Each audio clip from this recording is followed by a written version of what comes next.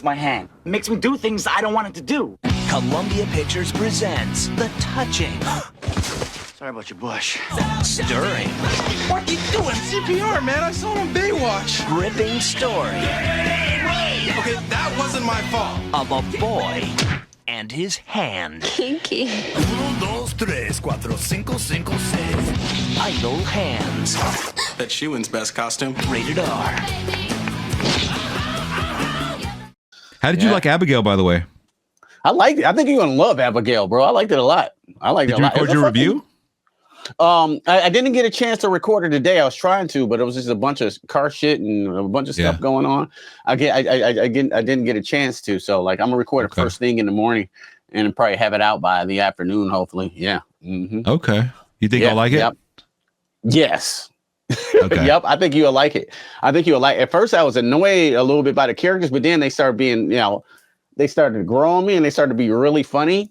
And then it got to the second and third act. It's a like I said, it's a bloody good time. It's just blood everywhere, bro. And it's like, yes, you know what I'm saying? And it's funny. It's a horror comedy, you know what I'm saying? But it's done in the right way, you know what I'm saying? It's done in the right way. And there's a lot of throwbacks to movies we love. Like if you love Lost Boys, Poltergeist, they even, I think, I was gonna say for the review, but I say it here. They even took that. Abigail does a little dance, not too spoiler alert, but like I know y'all got that directly from Megan trying to sell this movie, bro. You know? Yeah. Yeah. She implemented the ballerina aspect of everything. Yep, the ballerina aspect. Yeah, but it's fun. It's a fun movie, bro. It's a fun movie. Great to watch on a Saturday night, or if you don't go see it in theaters, like when it's on streaming or whatever. Yeah, definitely check Abigail out. I think you enjoy it. It's fun. It's not. It get a little silly sometimes, but it's fun. And then, like I said, the gore made up for it. Because at first I was like, I don't know, it was an off-screen kill, but then it just turns up the levels. So like, oh, okay, nice. Did you like Ready or Not? Because it's by the same people. I actually did. I did not think I was gonna like that movie, and I think that was the first time I saw some Mara Weaving, because I saw her in that, and then I saw a movie after that called Mayhem. Did you see that one? I don't know if I've seen that one. It's where her and Steven Yeun or whatever the guy's name is. From yeah, Walking I remember Dead. hearing about that one. Yeah, I don't know which one came out first, but I remember I saw Mayhem after, because it was a 4K at Walmart for $6, and I was like, yo, what the? I'm just gonna pick that up just because. And I watched it. Yeah, I watched it, and I was like, oh, this is kind of sick. It's like a. Did you ever see the Belko Experiment? Yeah. Yep. I've seen that one. I like that one. So it's kind of like the Belko Experiment meets The Office, like the comedy show The Office, with just a good little hint of Resident Evil thrown in there. Oh, okay. That sounds like right up my alley. I can't believe I missed that. All right. It was pretty cool. I actually do like the horror comedy stuff too. Just I don't like when the comedy outweighs the horror. You know what I mean? Yeah. And it doesn't feel balanced. So yeah, it's a little balanced. Sometimes it's definitely balanced here. They just say it's a lot of jokes in here. Some of them don't land, but some of them do.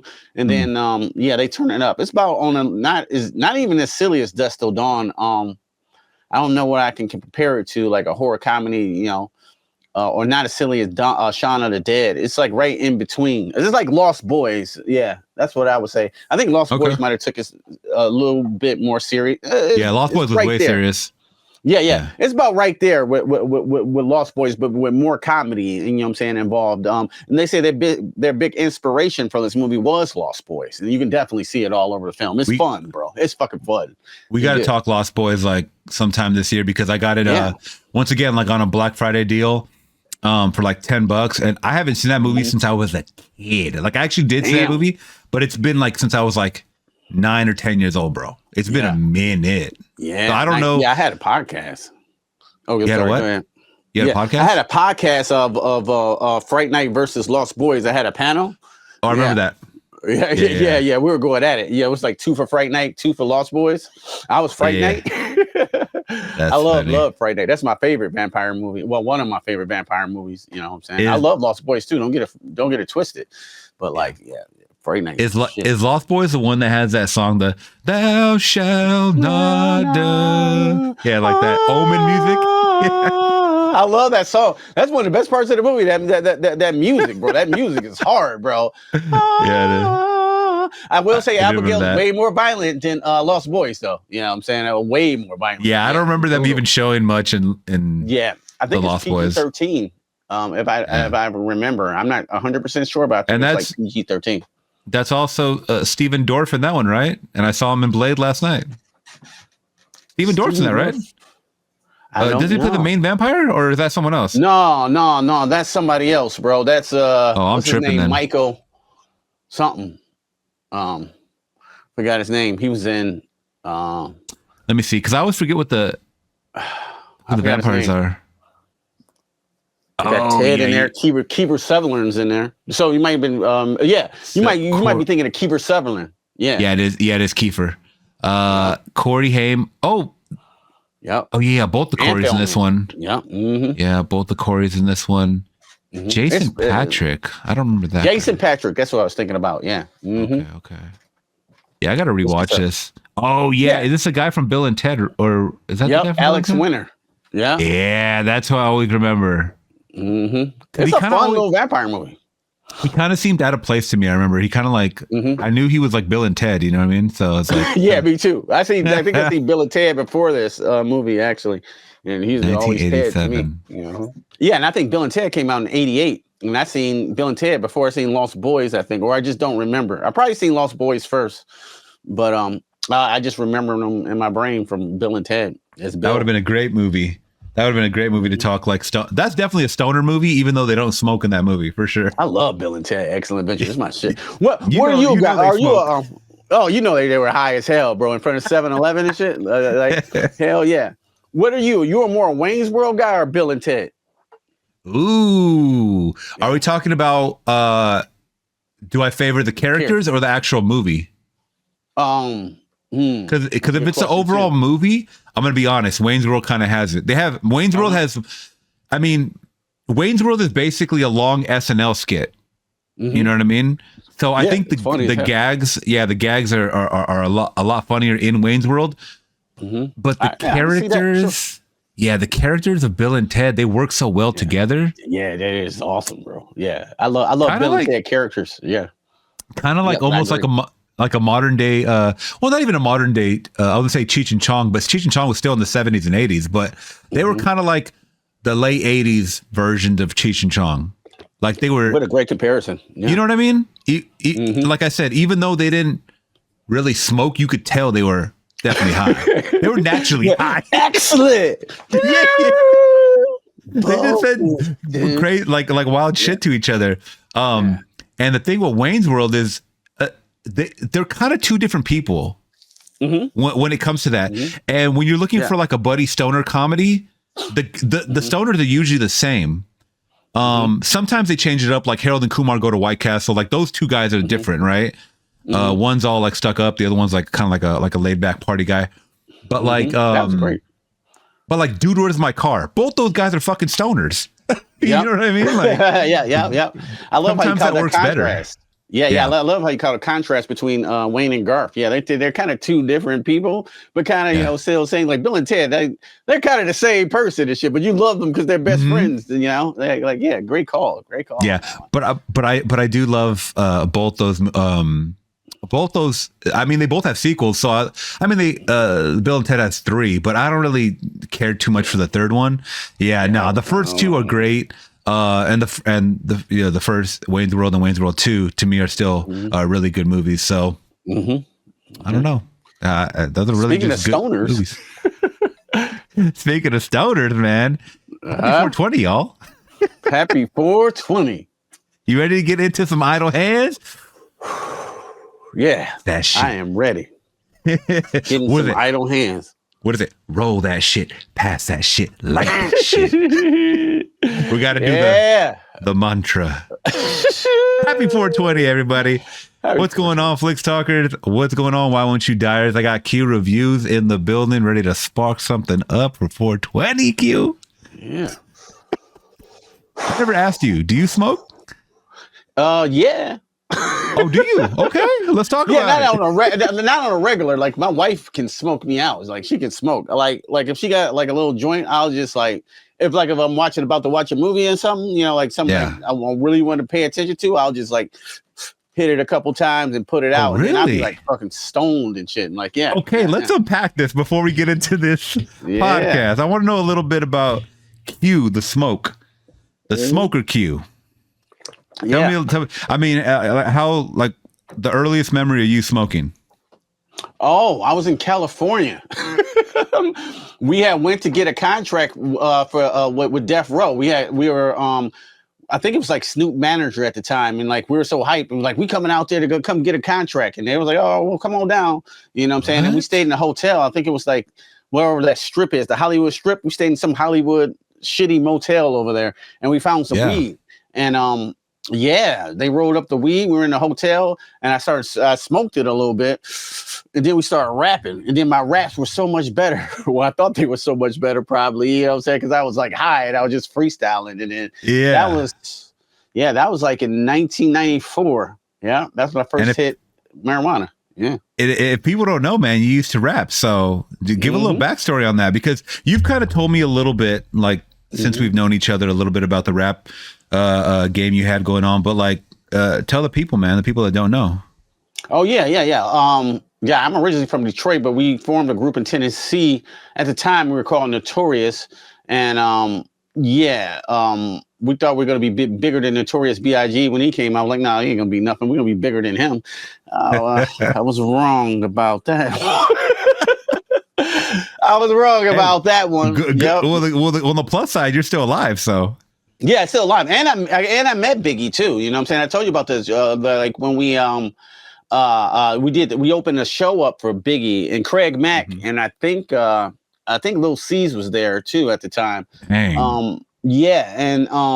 Like I was listening to his music a little bit, but then I seen him perform on the side because we opened up for him. Then I seen him perform on the side of the stage. I was like, oh my God, this dude is something special, bro. Like, holy shit, he's cold. Then I've been a fan like ever since. This is like right at when Big Papa had probably came out, like right then, like Big Papa might have been out like a week or so, you know what I'm saying? And and we was like, man, we just went up to Notorious B.I.G. like, dude, you're incredible, bro. You know what I'm saying? You cold, you know what I'm saying? This, that. And Craig Mack was out there like, I want to go back to the hotel. He was like, cool. So we went back to the hotel and we played Mortal Kombat. Mortal Kombat 2 to be exact. Yeah. You played Mortal Kombat 2 with Craig Mack. Yeah. And Biggie.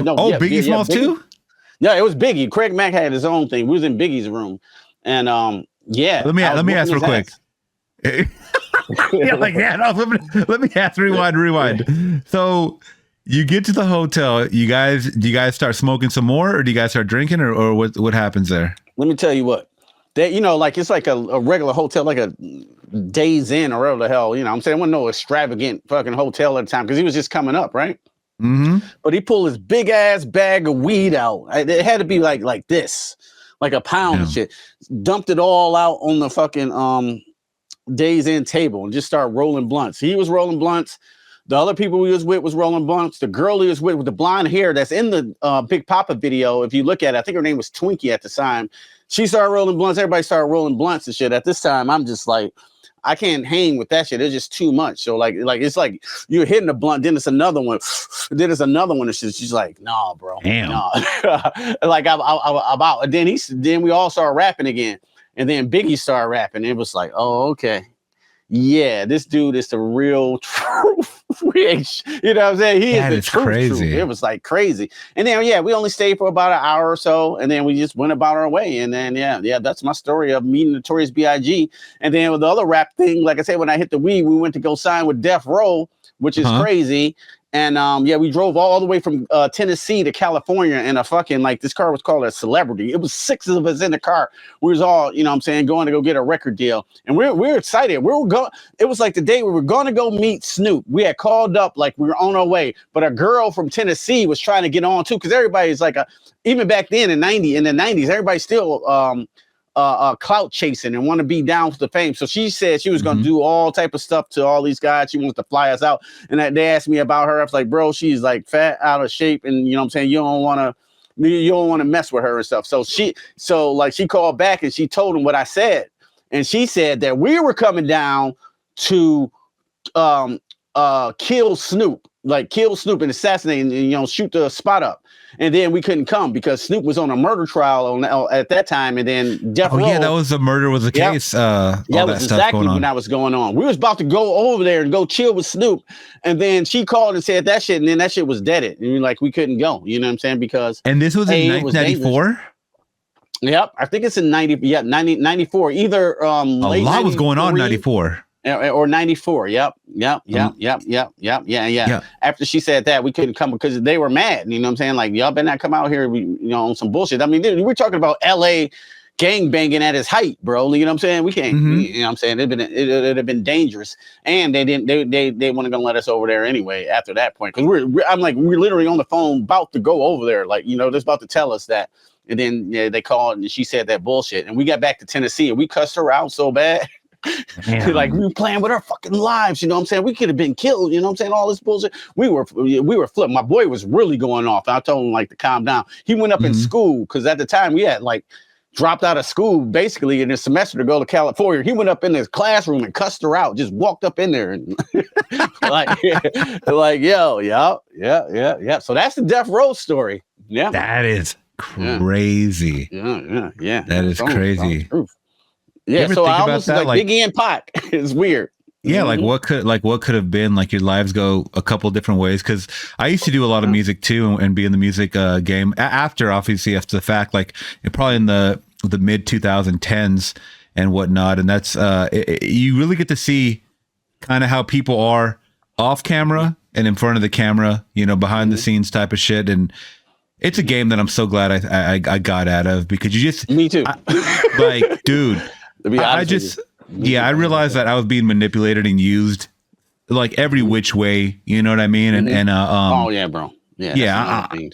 I mean, I gained a lot of friends along the way, lost a lot of friends along the way, literally lost people along the way. People, when you deal with rap, I don't know if I ever told you this. I was also a DJ for a rapper out here in LA. And I know you're DJ. I didn't know it was for a rapper. Yeah, I was his personal DJ, and we did mixtapes and all that shit. But people that came in, I don't want to get too specific, but people that came into the circle weren't necessarily businessmen. They were street businessmen, But a lot of times that comes with just beefs or gang shit or whatever, or turf shit out here. And a lot of these guys did not make it out, bro. And I'm glad that I just stepped away because I saw a lot of people I've seen people just yelled at and humiliated behind closed doors, and I'm like, this is what really goes on. That quiet on the set shit, except the rap version of it. This shit really happens, And it ain't really cut out what it's to what everybody thinks it is online or whatever, but Before we continue, I wanted to go back to that Biggie story. Biggie, you and Biggie play Mortal Kombat 2. Who did Biggie play as? Biggie tried to play as Raiden. Yeah. And I was Do you remember who you played? Scorpion. Oh, good choice. Good choice. Yeah, I was a big Scorpion guy at the time. He was he wasn't trash. He was all right, but we used to play that shit every day in the arcade, every single day. We used to right after school with a quarter. I'm next and shit. So out of my friends, one of my friends was just as good as me. His name was Trey. And he was winning too, but I would beat him sometimes, and then I get to play Biggie, and then we'll beat Biggie up, and then and then somebody else would play, the whole room, whoever wanted to play, and then that was cool. And then we just got too high that we couldn't even play the game. It was just too much smoke going on, and he a chill guy. I wanted to say that too. Biggie chill, he crack jokes, he fucking cool as hell. You know what I'm saying? A cool big fat cool motherfucker. Cool big papa. I mean, the fact that he invited you guys back to chill, because I'm sure most dudes won't do that. They're very ego is just fucking inflated. Unless you're a chick, they're not going to be humble to you at all whatsoever, or even talk to you. It's crazy what rap. With the rap world, I mean, I'm sure it goes for all kinds of music. I'm just saying the rap world because you and I have both been into it and stuff like that. And I've seen people treat people differently. You know what I mean? Mm-hmm. Yeah, it was weird because he was almost like one of us at the time and shit, but he was obviously a little bigger than us for sure.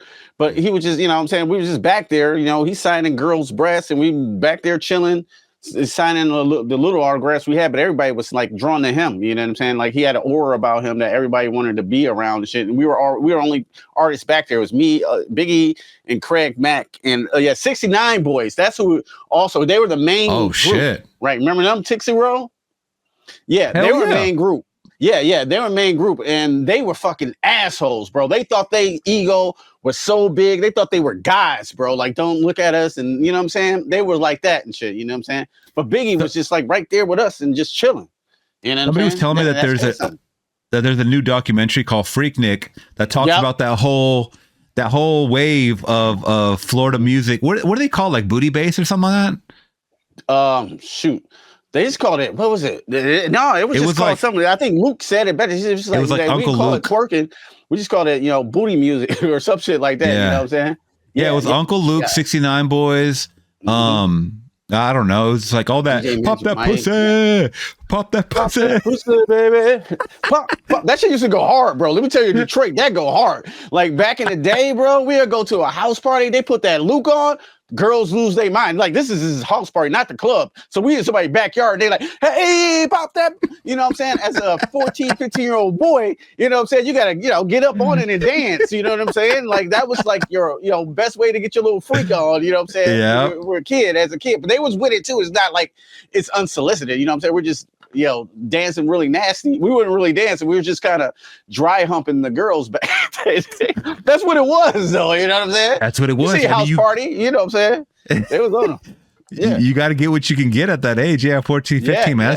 That's a very horny age for a kid, man. Yeah. And I almost went to Freaknik. We was going to go. I think it was like 94 or like 94, 95 era. I think it was 94, but we ended up just not going. And we just missed the whole thing because after that, it kind of got bad and they were doing really bad stuff. The women were doing, not so smart things too at the same time. So it just kind of went downhill. I watched the documentary.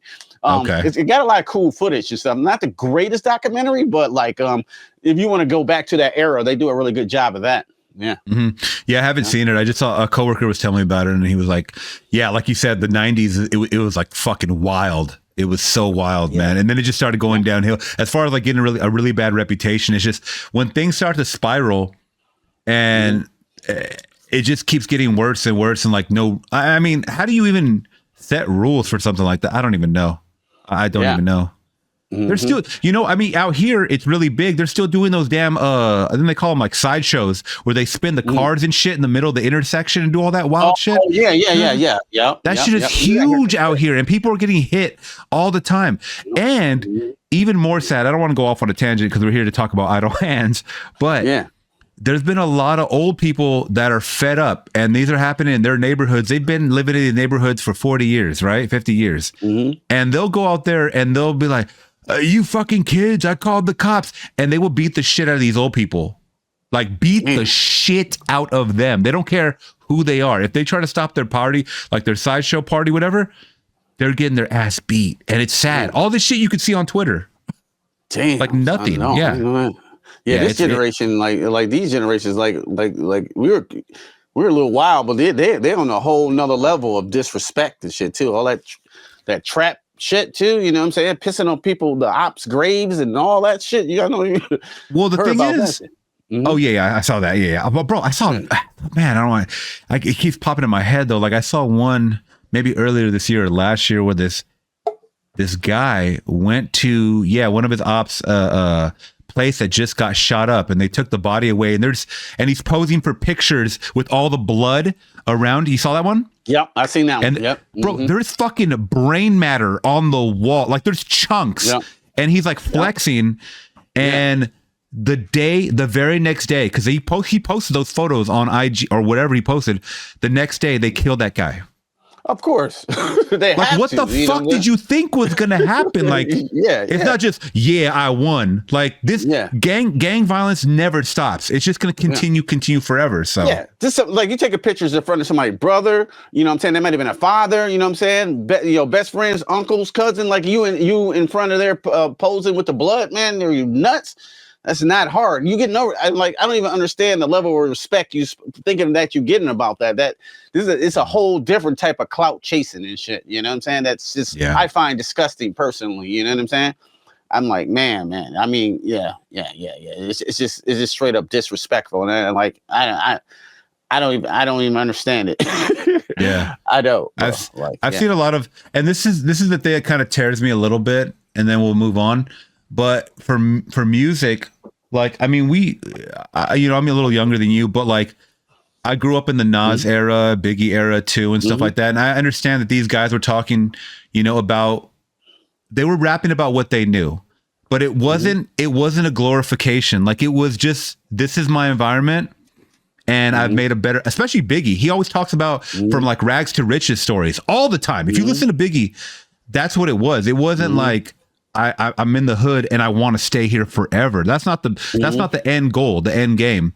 I feel like these guys nowadays, they rap about like still that life when they're driving in $1 million cars, living in multi-million-dollar homes, have millions of dollars of jewelry.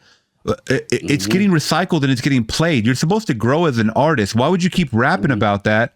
Oh, I know why. Because it fucking sells. That's why. And that's what makes me sick. It's like, these artists didn't even have to do that, bro. Like they used to be wordsmiths and be very crafty with their words.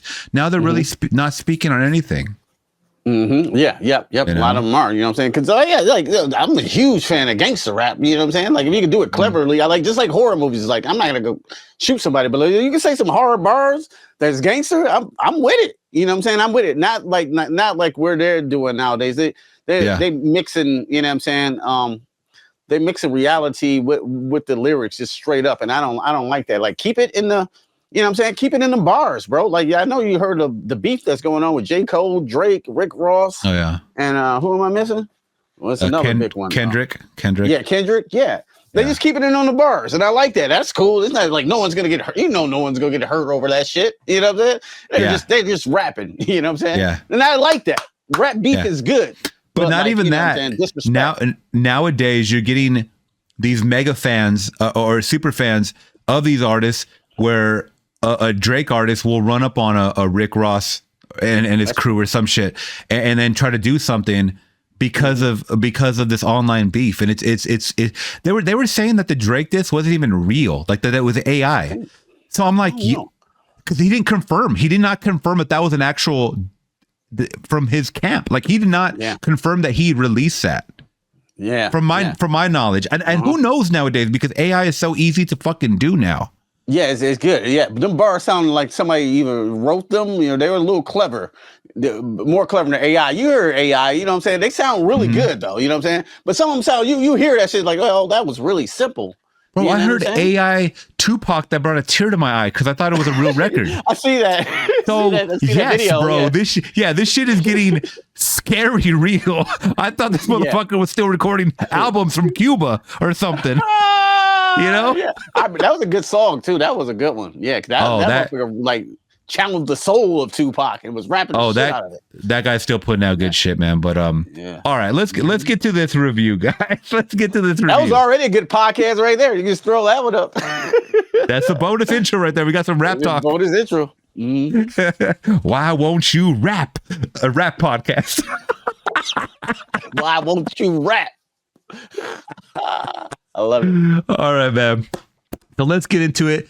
1999's Idle Hands. So this was a movie you suggested, Hugh. Yeah. And guess what? I recorded a first-time reaction for it. And I can't wait for you to see it, man. That you had, yeah? And I did take them. I did partake a little bit. So real quick, I didn't even talk about like my first time kind of partaking a little bit in the puff. So I used to, I don't anymore. And if it is, just kind of like from time to time, it would be like more of the gummies, like more of the edibles. Yeah, not smoking, but I do like the CBD, the THC if it's like a low dosage. But yeah, man, I mean, it was just mainly at the end of high school, like senior year, and then a couple years afterwards, just with my friends and stuff like that.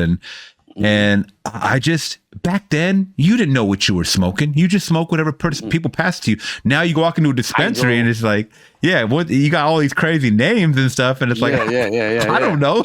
You know what I mean? So weird. Yeah, I definitely had some, fun times with friends and stuff like that. I will tell you, I am one of those guys that gets some munchies like crazy. Nice.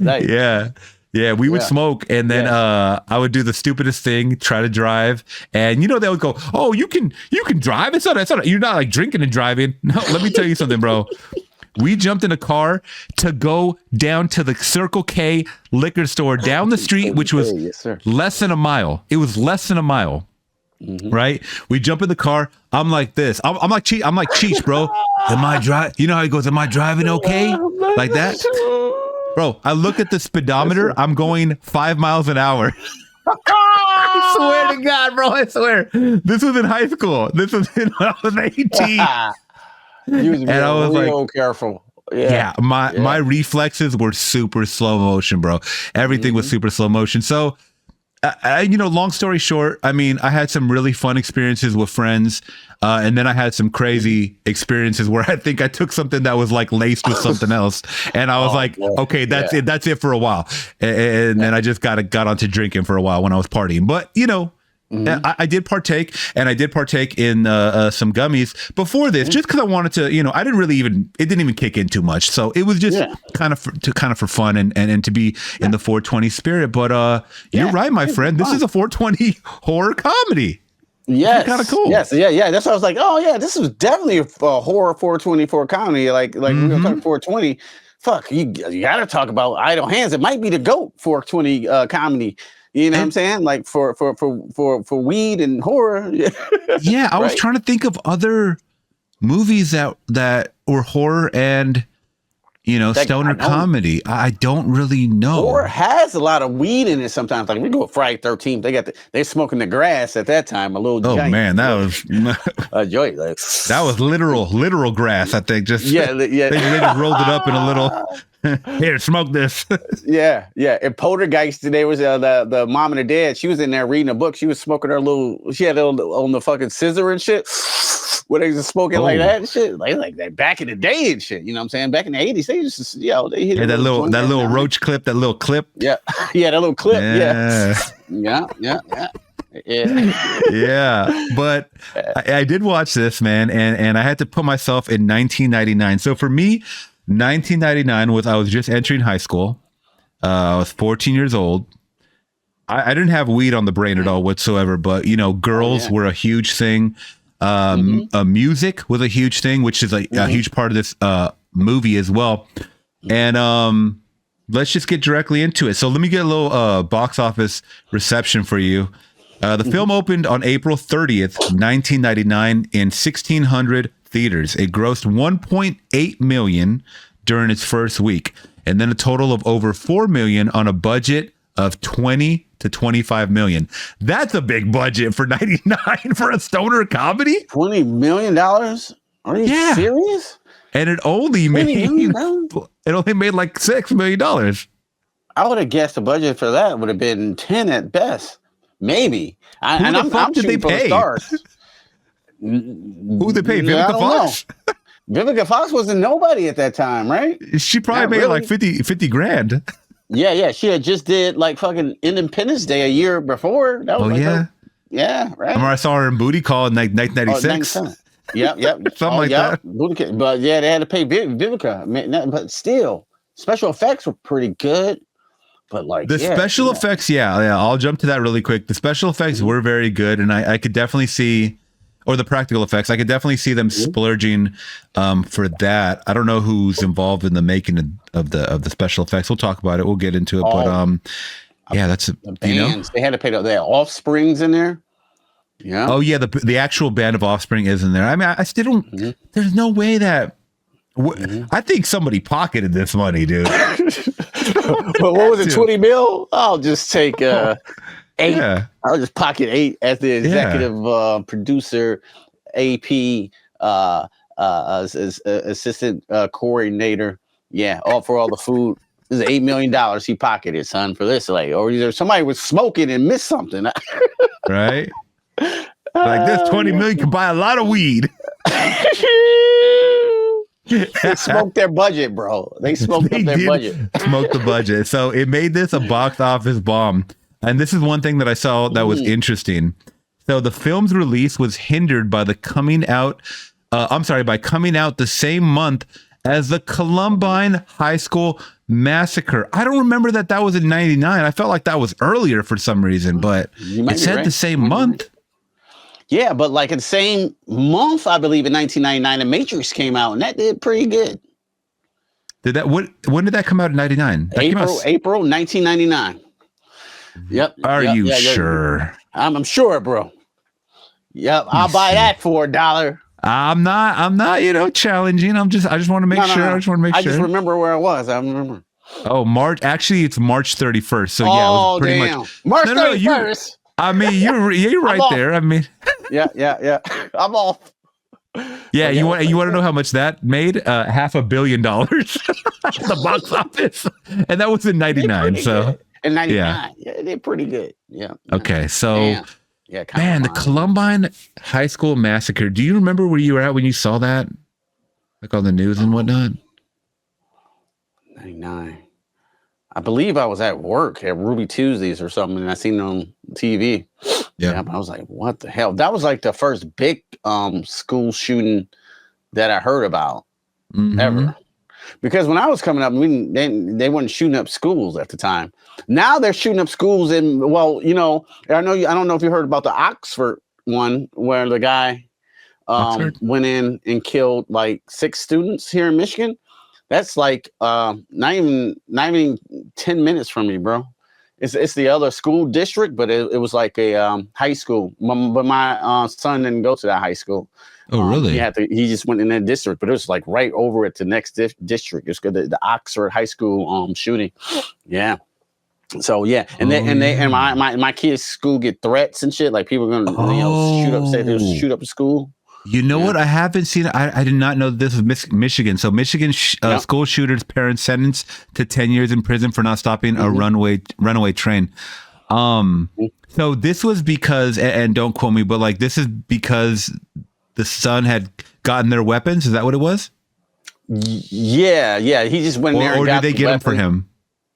Yeah. Good question. I don't think they got it from him. I think they he got their weapons, but he'd been drawing pictures and shit all day, and they seen it, and they went to school. The teacher said, "Hey, we're concerned about blah blah kid showing pictures of shooting children." He's like, "Oh no, he all right," and they let it slide, and I think that's why they end up getting sentenced for that. But I don't know the whole details of the case. But that's crazy. It could have been prevented, But yeah, and that's the scary part is when you see all the signs for the most part. I mean, I know we can't predict the future, right? Or sometimes it may not be as serious as you think it is, but still, even if you do see a little bit of the signs, you need to follow up on that. It's better to be safe than sorry, right? I mean, crazy shit is happening, and we're talking about Columbine shooting, and now there's like Columbine shootings happening every fucking week in this country. Right. Yeah. So it's terrifying. Yeah. And not even with guns, because I don't want to touch on that topic, because I know people are really crazy when it comes to that topic. But like overseas, mass stabbings happening. So you take away guns, people are going to find another way to hurt people. You know what I mean? I mean, it may not be to the magnitude of killing hundreds, but the fact that you could just kill anybody is crazy. Yeah. Yeah. It's just, it's crazy. Just in a random. Yeah. Vegas and all that crazy stuff. That's some dark stuff, bro. That Vegas one. Oh man. I think we were all glued because it was like, and I don't want to be insensitive, but it was like shooting fish in a barrel. That one. That was pretty bad. Whew. Yeah. But, Idle hands is fun. Good segue. So it was hindered because of the Columbine High School massacre, which even led distributor Columbia to consider a delay. Ultimately, do you think a delay would help this movie out? I don't know. Like push it to summer, a couple months like after? Yeah, I would have. I don't know. Yeah, I think it probably push it to summer might have helped. Maybe. Yeah. Or people might have didn't know what it was. Like, because I didn't know what it was. The marketing was weird. I just seen I remember I still got the DVD in the other room, and I remember just like looking at it, and like I didn't know quite what it was about at all until I didn't even see it in theaters. I think I got the DVD. That's the first time I seen it. Yeah. I didn't even. I'll be honest. I never even saw a trailer for this movie when I was growing up. Never. Yeah. I don't remember it. The only thing I remember was that poster with the hand, and that was literally it. The friends were not zombies. It just showed all the actors, and I'm like, maybe that's why I skipped out on it, because I thought it might have been like some kind of rom-com shit, and I was like, I'm not into that when I'm 14. Like I'm not. You know what I mean? So the marketing was kind of weird when it came to the posters for sure. But marketing was weak.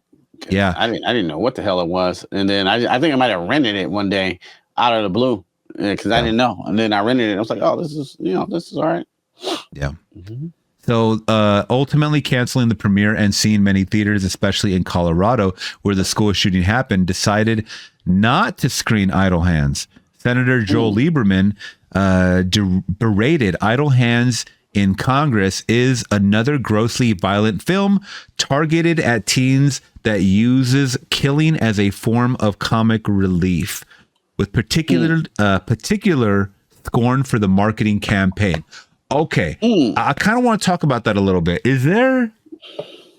I'm trying to think of some of these. I don't think there's shootings in this movie, is there? Vivica Fox has a jagged knife that she throws. I'm trying There's no guns in this movie. I don't think so. Not at all. I just watched it this morning. The zombies. One gets stabbed in the head with the bottle. The other one gets his head cut off. I mean, these are all blade weapons. It's not really. I don't. Yeah. I mean, it's violent, but I don't think. I don't know. Yeah. We're in the 90s at that time where they were just blaming violent content on everything that happened bad within young culture. Oh yeah, you play Mortal Kombat. Oh, you grew up to be a killer. Remember that? Oh, you listen to that Tupac. Oh yeah, we gonna take a bunch of CDs and stomp on them because this is the Marilyn Manson. Marilyn Manson. Yeah, they were blaming everything on him. Yeah. It might be. It might. It be play devil as advocate. It might, spark something in you that you want to do that stuff. But that's still on an individual. You know what I'm saying? Like, I seen Predator. They shoot people up. You know what I'm saying, and fight alien. But I'm not gonna do that because I know better. But sadly, some people just don't know the difference. They don't know where to cut it off. Because those Columbine students, they played the shit out of that game Doom all the time. So, it's the first person shooter. You blow people's heads off and the demons. It's a fun game. I love it. But like, I'm not, are we going to take it there? You can't just, pick one bad apple out of the bunch and blame everybody. You know what I'm saying? It's messed up. But I don't know. What do you think? I'm to the belief that, because I grew up on those games too, Doom, Duke Nukem, all those computer games and shit that were violent and just like, they glorified. I mean, the objective was to kill everybody in your path, right? Whether that was demons, humans, whatever. But like you just said, it takes a sick individual to go a step further and want to do that in real life. And I'm to the impression that even if we didn't have those games, these people would still act on those sick thoughts. Yeah, it has to get out somehow. But then you have these kids that were unfortunately conditioned from a young age, like drawing a blank, the one that they made the movie of, the show, the series of the Netflix series that got praise, Jeffrey Dahmer. They showed his backstory, and they're not trying to humanize, but they were trying to show that these things were rooted in his growing up years. Taking part of animals and shit and poking them and stuff like that. All that adds to this madness that can happen later in life. So whether it was with the games or without them, because look at fucking Dahmer. He wasn't playing no video games. No, he was just watching that weird videotape. What was it? Was it Exorcist 3? Yeah. Probably, yeah. Yeah, it was Exorcist 3. Yeah. But even if he didn't watch that, he would still be acting on these sick thoughts that he grew up absolutely thinking that they were normal. So it just takes a certain individual, I guess. But certain individual, yeah. Mm-hmm. Yeah. But this movie was panned. It has a very low rating on Rotten Tomatoes, of course, 16% on Rotten Tomatoes with an average score of 3.7 out of 10. The site's consensus stated, an uneasy mix of slapstick and gore. Idle Hands lacks the manic energy and comedic inspiration required to pull off its goofy premise. Metacritic reports a 31 out of 100 based on 20 critics, indicating generally unfavorable reviews. So, yeah, that's kind of it bombed. It did not do well. Why the fuck do we watch Idle Hands and why do we like it? So it's like one of those weird mixed bag things, right? Yeah. And the synopsis for this movie is a 17-year-old slacker, Anton Tobias, wakes up one Halloween morning to discover that both of his parents have been turned into two headless Halloween decorations, which was a great practical, by the way. After speaking to his equally irresponsible friends, Mick and, how do you pronounce this guy's name? Pnub? P-N-U-B? Or Nub? Is the P silent? Nub. I don't know. I don't even remember them saying his name, so that's why I don't know. No, me either. I don't remember. He discovers that his right hand has a bloodthirsty mind of its own and is hell-bent on wreaking havoc whether he likes it or not. Okay, and this movie does star Devon Sawa as Anton Tobias, Seth Green as Mick, Elden Henson as Pnub, Jessica Alba as Molly, Vivica Fox as Debbie LaCour, and Christopher Hart as The Hand. So The Hand gets a credit in this movie. Yeah, you get a credit. Yeah, okay. You get a credit, man. You get a credit. So I've seen his work there. Yeah, let's get into this movie, man. So this was literally my first time watching it, and I'm really? kind of no. When you recommended it, I was like, I heard of it. I never watched it. Oh, I thought you watched it. Oh, yeah. Oh, okay. no. I never. That's why I recorded a reaction to it. Oh, okay. Oh, yeah. Okay. And I was like, okay. I had the giggles, probably because of the gummies, but I gotta say, just off the bat, this was really. There's something with Devon Sawa, man, that just. We were talking about stoner roles earlier. It's either this guy cannot act or this is just how he acts. I don't know. I was trying to figure out, like, because this really seemed like a real stoner, and this is like a year before Final Destination, which is the first time I saw Devon Sawa. Do you remember the first time you saw him? Was this the first time you possibly saw him? This is the first time I saw him. Yeah, okay. Absolutely. Yeah. So this is right before then. And I don't remember him acting like that at all in Final Destination. He was like, obviously, on the edge of his seat because he had the premonitions and whatnot. But in this one, he's just like maybe he's just a good method actor. But the writing was the first thing I noticed that was so stupid. But at the same time, it was shit that like me and my buddy said to each other. Like where he's like, yo, I came over because you said you were holding. And he goes, yeah, I didn't say what I was holding. And he grabs his crotch. Like, I was like, that's some shit I would say. Like, these nuts. You know what I'm saying? Like, these nuts. Yeah. Like, we said shit like that to each other. You know what I mean? Like, that was the funny part. But like, I mean, I still say that to my fucking coworkers. You know what I mean? Like, right. I'd be like, hey, you want to go to lunch today? You want to go to lunch today? And he goes, where do you want to go? You want to go to Wendy's? And he's like, yeah, let's go to Wendy's. And I'm like, Wendy's nuts hit your chin. We're still hitting them with that shit. I never heard that one, actually. You never heard that? No. That was a good one. I gotta use that. I got a whole list of them, bro. I got a whole list of them. Wendy's nuts hit your chin. It's funny, bro. What? It is that good banter. Yeah, it is that good banter amongst friends. But I can understand how like a snobby like movie reviewer would be like, I don't get it. I don't, whatever. Yeah. Executed to the highest degree. The acting was not thespian. Like, I don't give a fuck. We want to hear the stupid jokes and shit. Martin Scorsese is not watching this movie like this is cinema. Like that whole meme. He fucking watching this shit, bro. Like, come on, give me a break. Like this is, I mean. Oh, a good stoner comedy. I completely forgot. It's not horror, but the fucking Dazed and Confused. Yeah, that's a great That's a one. I good mean, it's one. all time. Yeah. No horror in it, but I don't know. That just popped in my head. But how do movies like that get revered and then this one gets like so panned? I don't get it. I mean, it's not.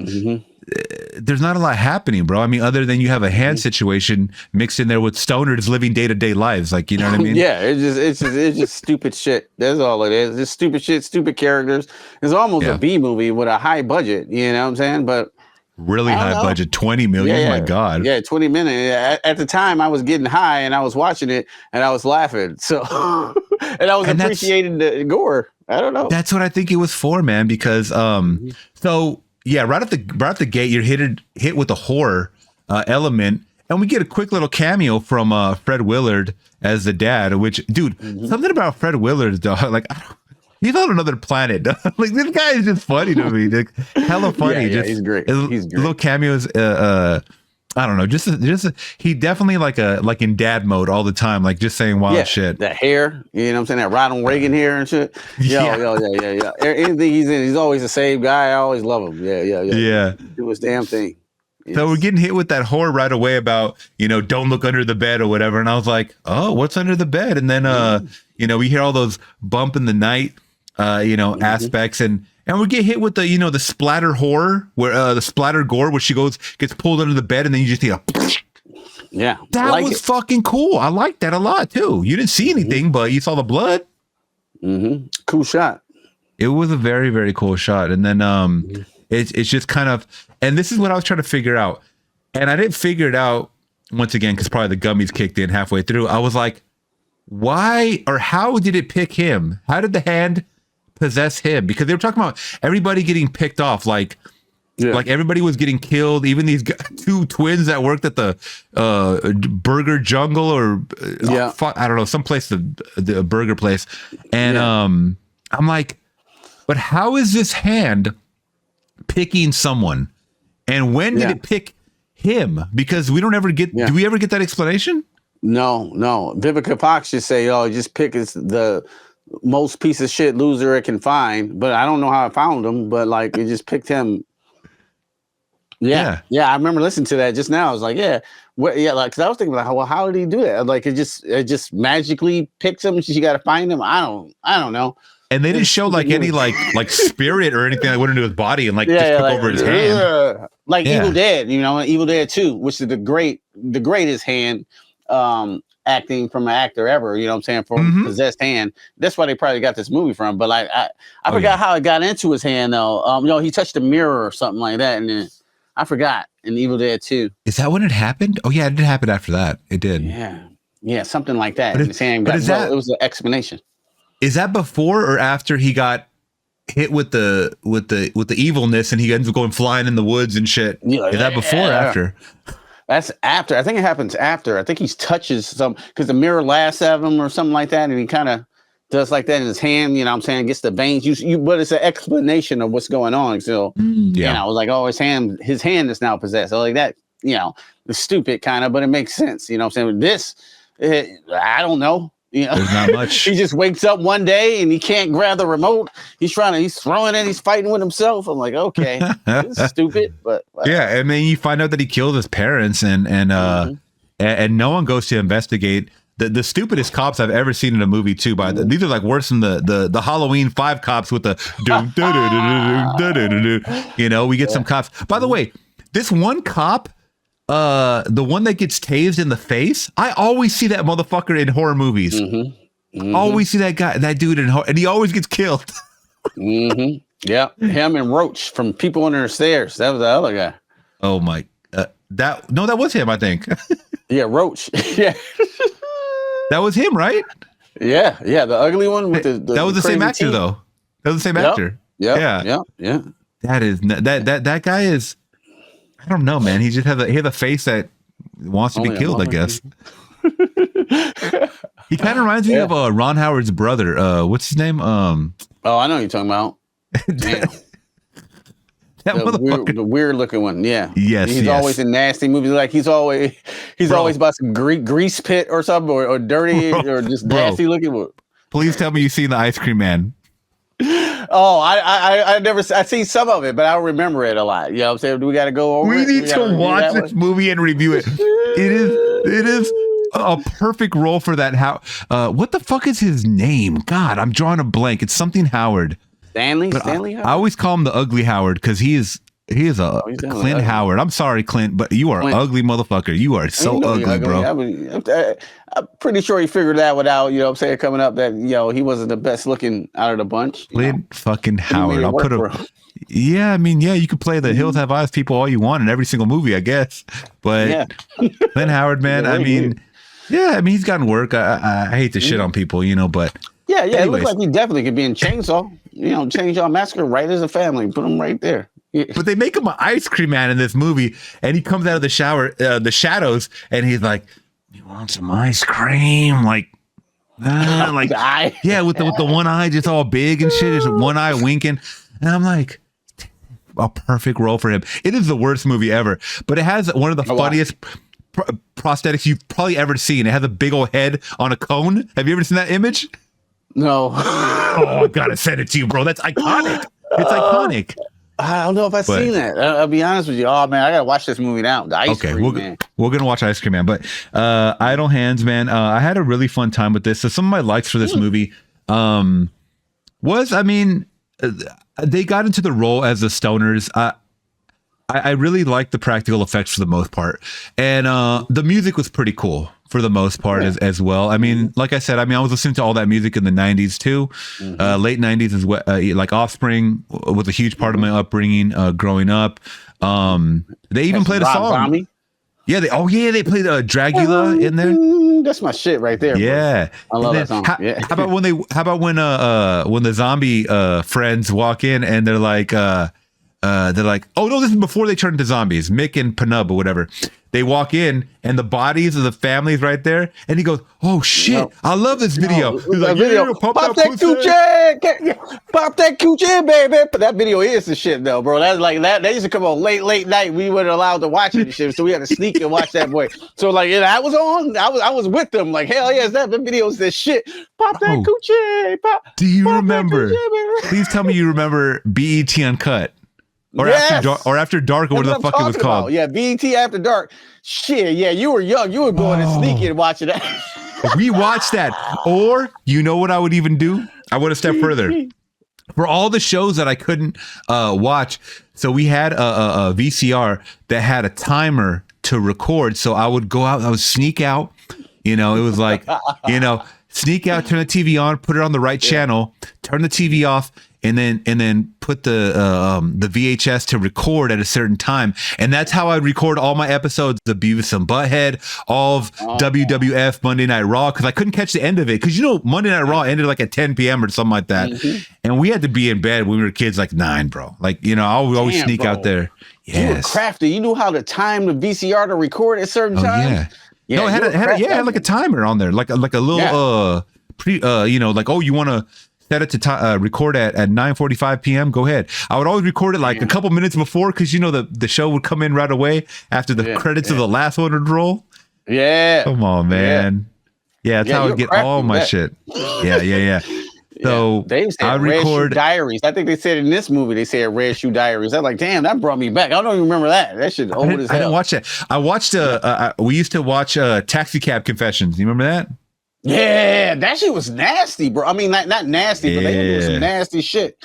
They were saying some. I remember that one. Yeah, they would always tell some crazy ass stories. And before porn, we always had Playboy magazines or Penthouse, or someone had a dirty magazine, right? But this was like, of course. I mean, you had the porno channels that you couldn't watch because it was all blurry and shit. Yeah, it was squirt. You like, was that a titty? A titty. Yeah. So you couldn't see shit. Taxi Cab Confessions was on HBO, I think pretty much HBO, and you were just like listening to all these nasty ass stories and shit. Yeah. She's a real hooker. This is a real hooker. Yeah. Yeah, she was talking about all type of shit. Rough Life. That was a great show though, too. Yeah, man. That was a wild one. Yeah. Yep, that's how you gotta get it in.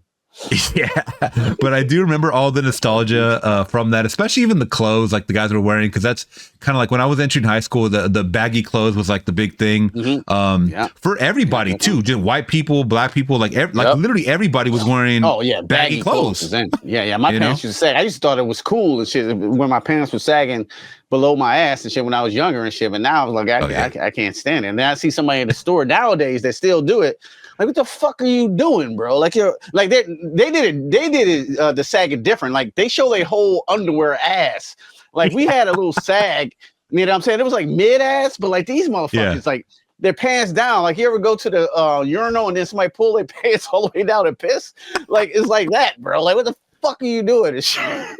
That's always like the little kid. There's always a little kid in a urinal with his pants all the way down. You just go like, no, bro, you can't do that, son. Yeah, no. I always see that, man, and I'm like, yo, where is his dad at? Because this is not how you do it. There's too many perverts out here. You better watch your kid.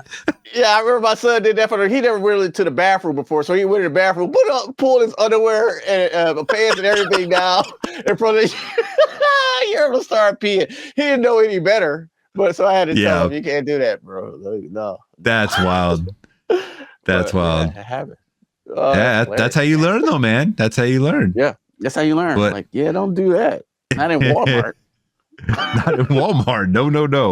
Not in Wally World. Yeah. But this one, was super nostalgic, man.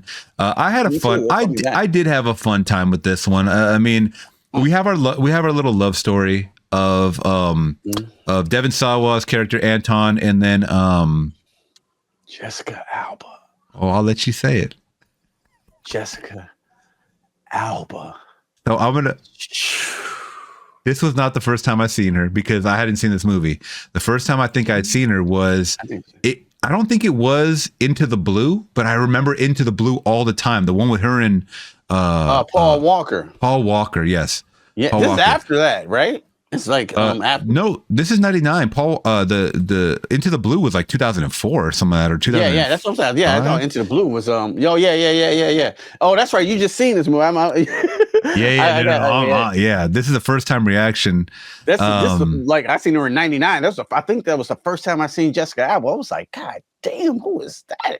Yeah. So let me go back with Jessica Alba a little bit. So she was in a movie called Camp Nowhere in 1994. I don't know if I ever saw. I might have seen this one. This is one of those kids movies that came. Oh yeah, I have seen this one, bro. Yes, I have. I actually just saw it maybe like 4 years ago because it was I think it was on the Disney Plus. It might have been part of that Disney. So you remember when Disney was coming out with all these movies, like the camp movies, like Heavyweights, the Fat Camp, and all that shit? Yeah, absolutely. I think this was part of that wave because this came out in 94. Christopher Lloyd is in it, bro, as a camp counselor. Yeah, it sounds familiar. Yep, I don't know if I've seen it all. I just don't remember. But I'm seeing the poster or the VHS in my head of Camp Nowhere, but like I don't remember Jessica Alba in there. I'm trying to look at the pictures really quick and not be a creep because this is when she's underage. So I'm not being a creep, guys. I'm just trying to see if she was in this movie like as a main star. Yeah. I remember in Idle Hands. We'll get back to Idle Hands. Don't worry. You know what? Maybe she might have been just. I mean, this is her first movie, so she probably was not really big like that yet. She was in The Secret World of Alex Mack in 94 as well for three episodes. Sorry. Never got into that as well. She was in the TV version of Flipper. Did you ever watch that? I never watched that. No. Didn't know that existed, bro. I didn't know they had a TV Flipper. Actually, I do remember they had a Flipper. Did they remake it or something? Because wasn't there like a 60s version or some shit? I thought they might have remade the movie or something. Or was that Free Willy or some shit? I don't know. 95 to 2000. No, I don't remember. This one's a little bit too. This one's a little bit too white for me, bro. I never watched that one. I'm sorry. There are a lot of TV shows, man. But okay, so it looks like she got her big break as a actual teenager in 1999. Never Been Kissed. So she did Never Been Kissed with what's that girl's name? Why am I drawing a blank on everybody? Well, Drew Barrymore. Thank you. I'm having like a fucking. Maybe I'm still high off those gummies. I don't know. no. But same year, Never Been Kissed. You seen that one? Yes, I remember that one. Yep, I remember that one. I don't remember Jessica Alba in it though. Yeah, I remember I was working at as might have been a small role. In the movie. Yep, might be a small role. Yeah, I think I do remember a little bit. Yep, in the background, kind of, but I don't really remember her though. Yep. Yeah, like but either way, she had a lot of success in the early 2000s, playing Dark Angel, which was a big TV series, kind of around that whole time of Buffy and Angel. They actually made like a whole separate thing. Angel. I was kind of like, what was Dark Angel? What was that?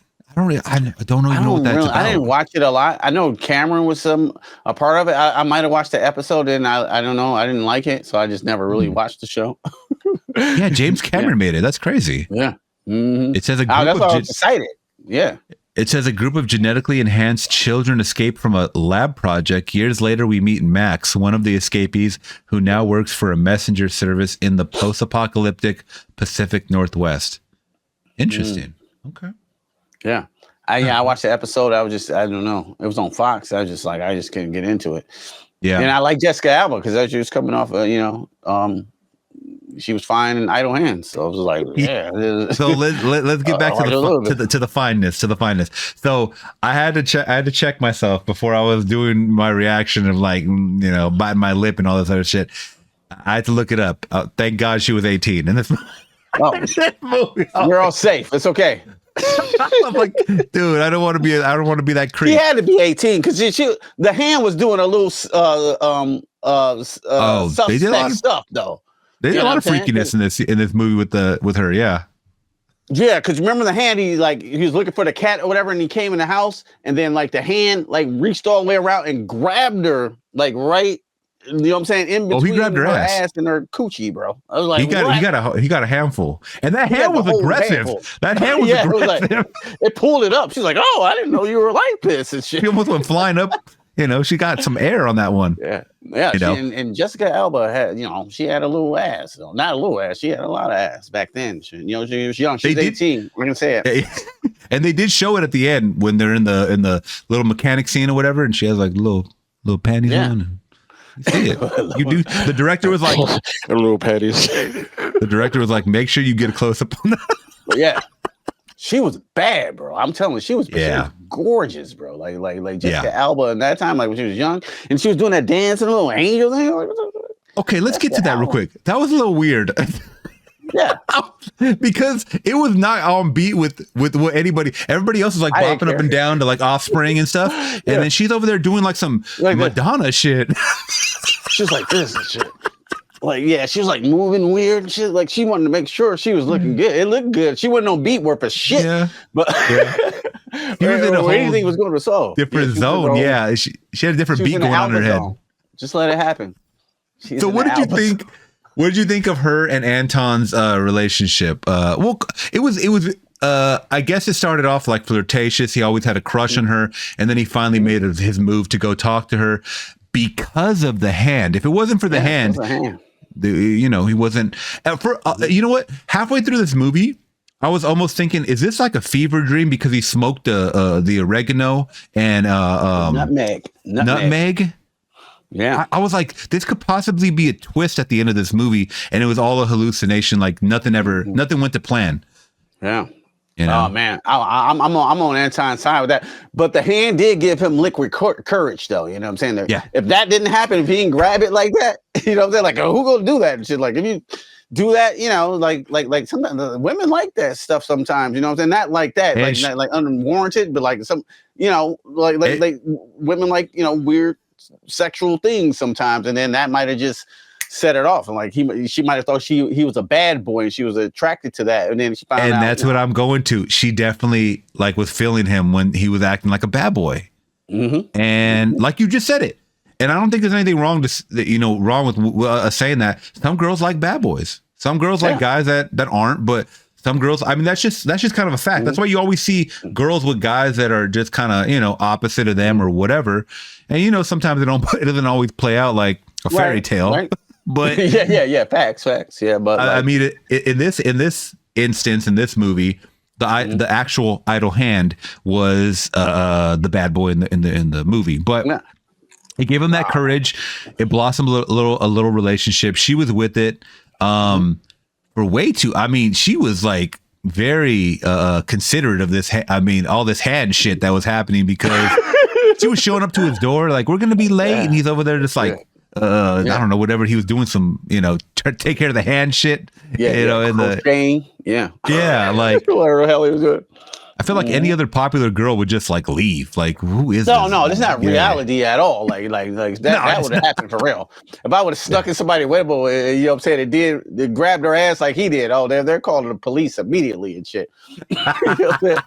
I'm going to jail. You know what I'm saying? If and but there's going to be a restraining order. Right. Yeah, no, but I thought they were all right on camera. It was no way Devon Sawa can pull that, bro. Like, no, absolutely not. Yeah, no, absolutely not. I think it's one of those things where they're kind of building it up. They were kind of building it up that like they knew each other for a long time, apparently, like maybe in passing, and then he.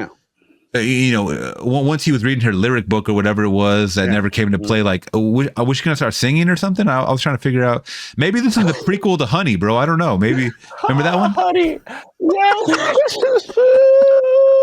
I don't know. The prequel to Honey. Oh man. Man, that was great. Yo, but I was happy for Devon Sawa though. Like in a way, like, oh man, the slacker dude gets the hottest chick ever in the world.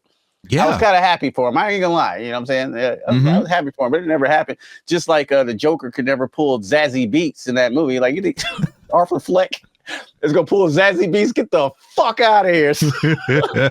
You are crazy. Right? You are crazy. You are crazy. That's kind of why I like I don't want to go too much on a sidetrack, but that's why in this new Joker, I'm glad that they're making Lady Gaga's character also a crazy patient instead of the psychiatrist, like how they did with the Margot Robbie thing. Yeah. Because it's like, bro, you're not going to get the psychiatrist. So you got to get someone that's on the same playing field as you mentally. You know what I mean? Yeah. So, get another crazy bitch. Possibly. Yeah, exactly. Yeah. But this movie was kind of cool when it came to stuff like that. But she was doing the weird abnormal dances. Her acting wasn't the greatest too. I'm gonna be honest. Her acting was not the greatest either. But but it's one of those like you don't even really care though at that point. You don't care. You don't care. No one's acting. You know what I'm saying? In this movie, you know what I'm saying? This whole movie. Who's the best actor in here? Seth Green, maybe? I don't know. Well, let's talk about them real quick. What did you think about the friend group that he had? Because I thought Seth Green was kind of killing it with these jokes, bro. Yeah, he was. Seth Green had the best lines in the fucking movie, bro. And bro, he had the best lines in the movie. Can I just quote something right quick, or we want to go get into the scenes? Unless you want to go into the scenes. I don't know. I don't know what you got planned. Oh man, when he said. One of my favorite parts of this whole movie, though, when he put his head back on, his friend's head back on, and they fucking grabbed the burritos. Everybody had those burritos, you know what I'm saying? I know you came up with those burritos. Oh, absolutely, bro. I still get some sometimes just to go back. I still eat them. What the fuck am I talking about? Like, I still got some in the freezer right now. I just ate one of those a couple nights ago. Yeah, some of it's still in the freezer. Like, when he ate that burrito, like, oh, it's hot. And that fucking, the doo-doo bean shit came out his neck. I was trying to fix. I swear that's the most disgusting thing I ever fucking see. And then Seth Green act just how I would act. He was like, "Oh, ew, that's disgusting." The way he said it, the way he delivered that line was so good. And the other one where like the girl got caught in the fan and it got all the blood, whatever. He was like, Seth Green was like, "No, I'm not going through all that, Tanya." Yeah. And then he goes, all right. They turn around and he goes, "Hey man, you can still go back and get a piece." Get a piece.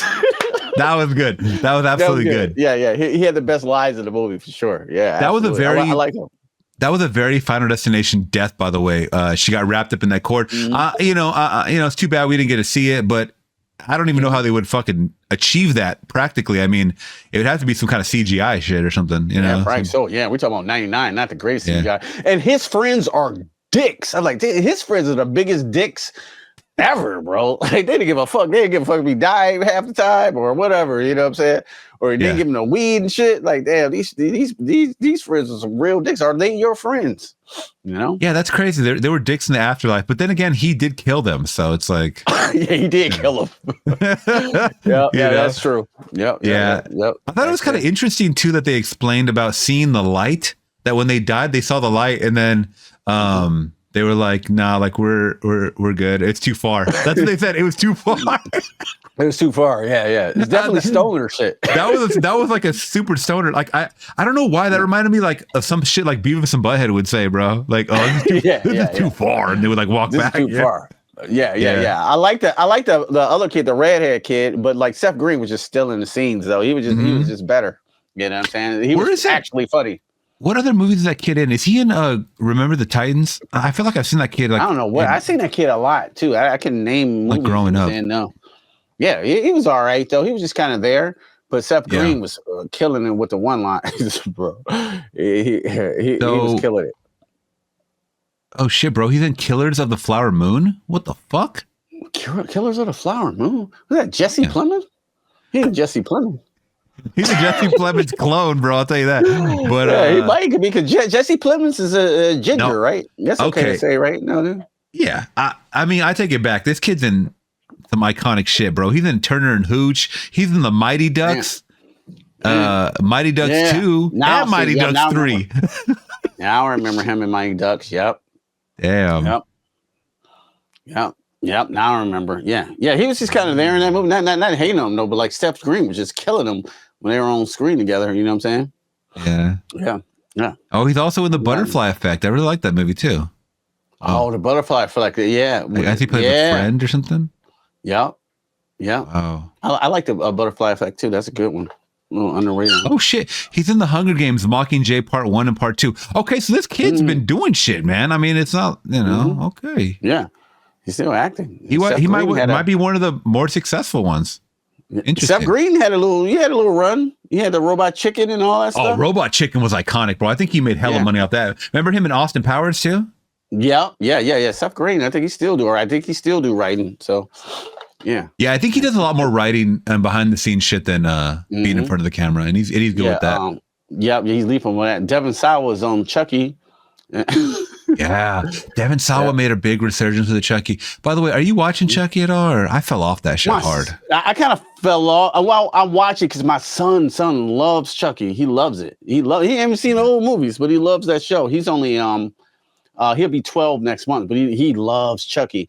Yeah, and then it's a couple episodes. I'm not really excited to watch the new ones. You know what I'm saying? I think it's all right. The show's okay. I like that Chucky got the voice and they go back to the lineage of the history and stuff.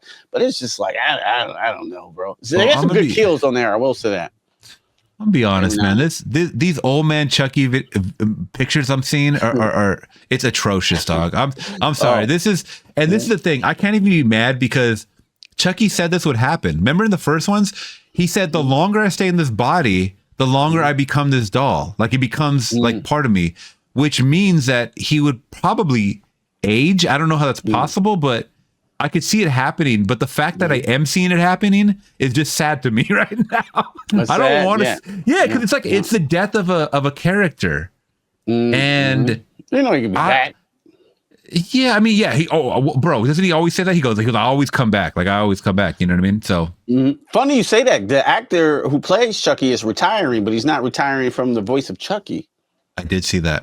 Yeah, I did see that. Yeah. Oh, he's a great actor too. Brad Dorff. Yeah, Brad Dorff. I always get him fucked up with Steven Dorff, which I just saw last night in Blade. Or is that Brad Dorff? Well, Brad Dorff is Chucky. Steven Dorff is Blade. Thank God. I always butcher that. Yeah, Deacon Frost.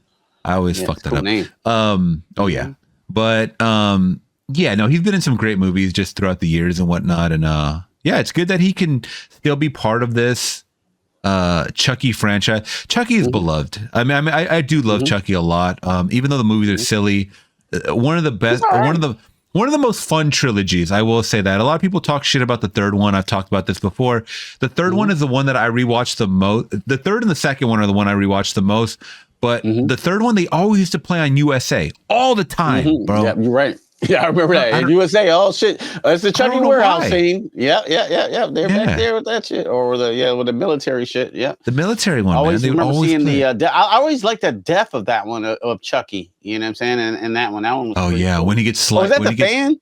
That's the Or fan. no? Oh Yeah, that's the fan one. Right. Yeah, remember he gets but before that he gets his face chopped off by that big Grim Reaper sickle, and his face just goes flying off. And bro, the prosthetics on this is amazing. The whole mechanics behind Chucky is amazing. Like, there's a lot of and that's the thing that. Well, we'll touch on some current news. So a lot of things are coming out even more and more with AI. I know you and I had talked about Night with the Devil, or was that what it's called? Interview with the Devil, or Night with the Devil? Late Night with the Devil. Yeah. Late Night with the Devil. I keep butchering these names too. Late Night with the Devil. They use the AI in that movie. They use AI for some posters or something like that. And everybody made a big deal about that because like you're taking jobs away from creators and stuff like that. So just today or a couple days ago, it came out to light that Civil War, the brand new movie, in their marketing, new posters is created by AI. What do you think about that? I can see it too. Yeah, I can see it too. I remember seeing a Civil War poster. And I didn't want to see it because I didn't know what it was. I thought it was some like, you know what I'm saying? I didn't think it was A24. I thought it was like some type of, you know how you see those weird movies? They're not like it'd be in a theater, but it's not really a movie. You know, I don't know if you know what I'm talking about. It'd be like some off-brand, like low shoe, like Left Behind or something, you know? Cabra and shit or some shit like that. A real movie and shit. Like, I don't know. I don't want to see that. That would seem like a real movie because the poster looks so fucking stupid. And I was like, oh, okay, now you say it's AI. Yeah, like, yeah, that makes sense. But what do you think of the idea? What do you think the general idea of that AI is possibly taking it is taking away jobs from graphic designers that are creating these posters? Yeah. And it's not even a what if scenario because graphic designers can create these what if scenarios. That's the whole thing, is that AI takes those jobs away. But businesses are going to see it. This is how I think. Businesses are going to see it as it's cheaper and it's quicker. And who's cheaper and quicker than a robot? Not us. Yeah. Yeah. So, but you got to know how to do it too. Somebody got to know to get in there and say and type that prompt that, I want interview with the devil be here, you know, with his head on flames, you know, because that's the poster. I think like one of them, at least he's like the suit guy in the 70s. You type that in, you say like, I want his head to be on fire. You know what I'm saying? Not showing his head, and it'll just create it. I didn't work with that before with AI before. It's like, that's what I want, you know? And then if it works, it works. You know what I'm saying? It's just a tool. I don't think it ever will completely replace artists because this right now, it's certain things you still can't do as an artist, but like it's getting very, very close to it's getting very close, but like it's still got weird things with AI. Like people have like 80 fingers sometimes. Like you'll see like hands and shit. Then it'd be like, you know, what I'm saying, 18 fingers or something. Their teeth would be weird. I was looking at a new AI one from Microsoft today that they're working on. Like you can just like take a photo of Winston Churchill and have him rap 21 Savage, you know what I'm saying? And it looked like Winston Churchill's rapping it and shit, you know what I'm saying? That's like moving crazy. and everything with the picture, you know what I'm saying? So like you just like, just give him his verse.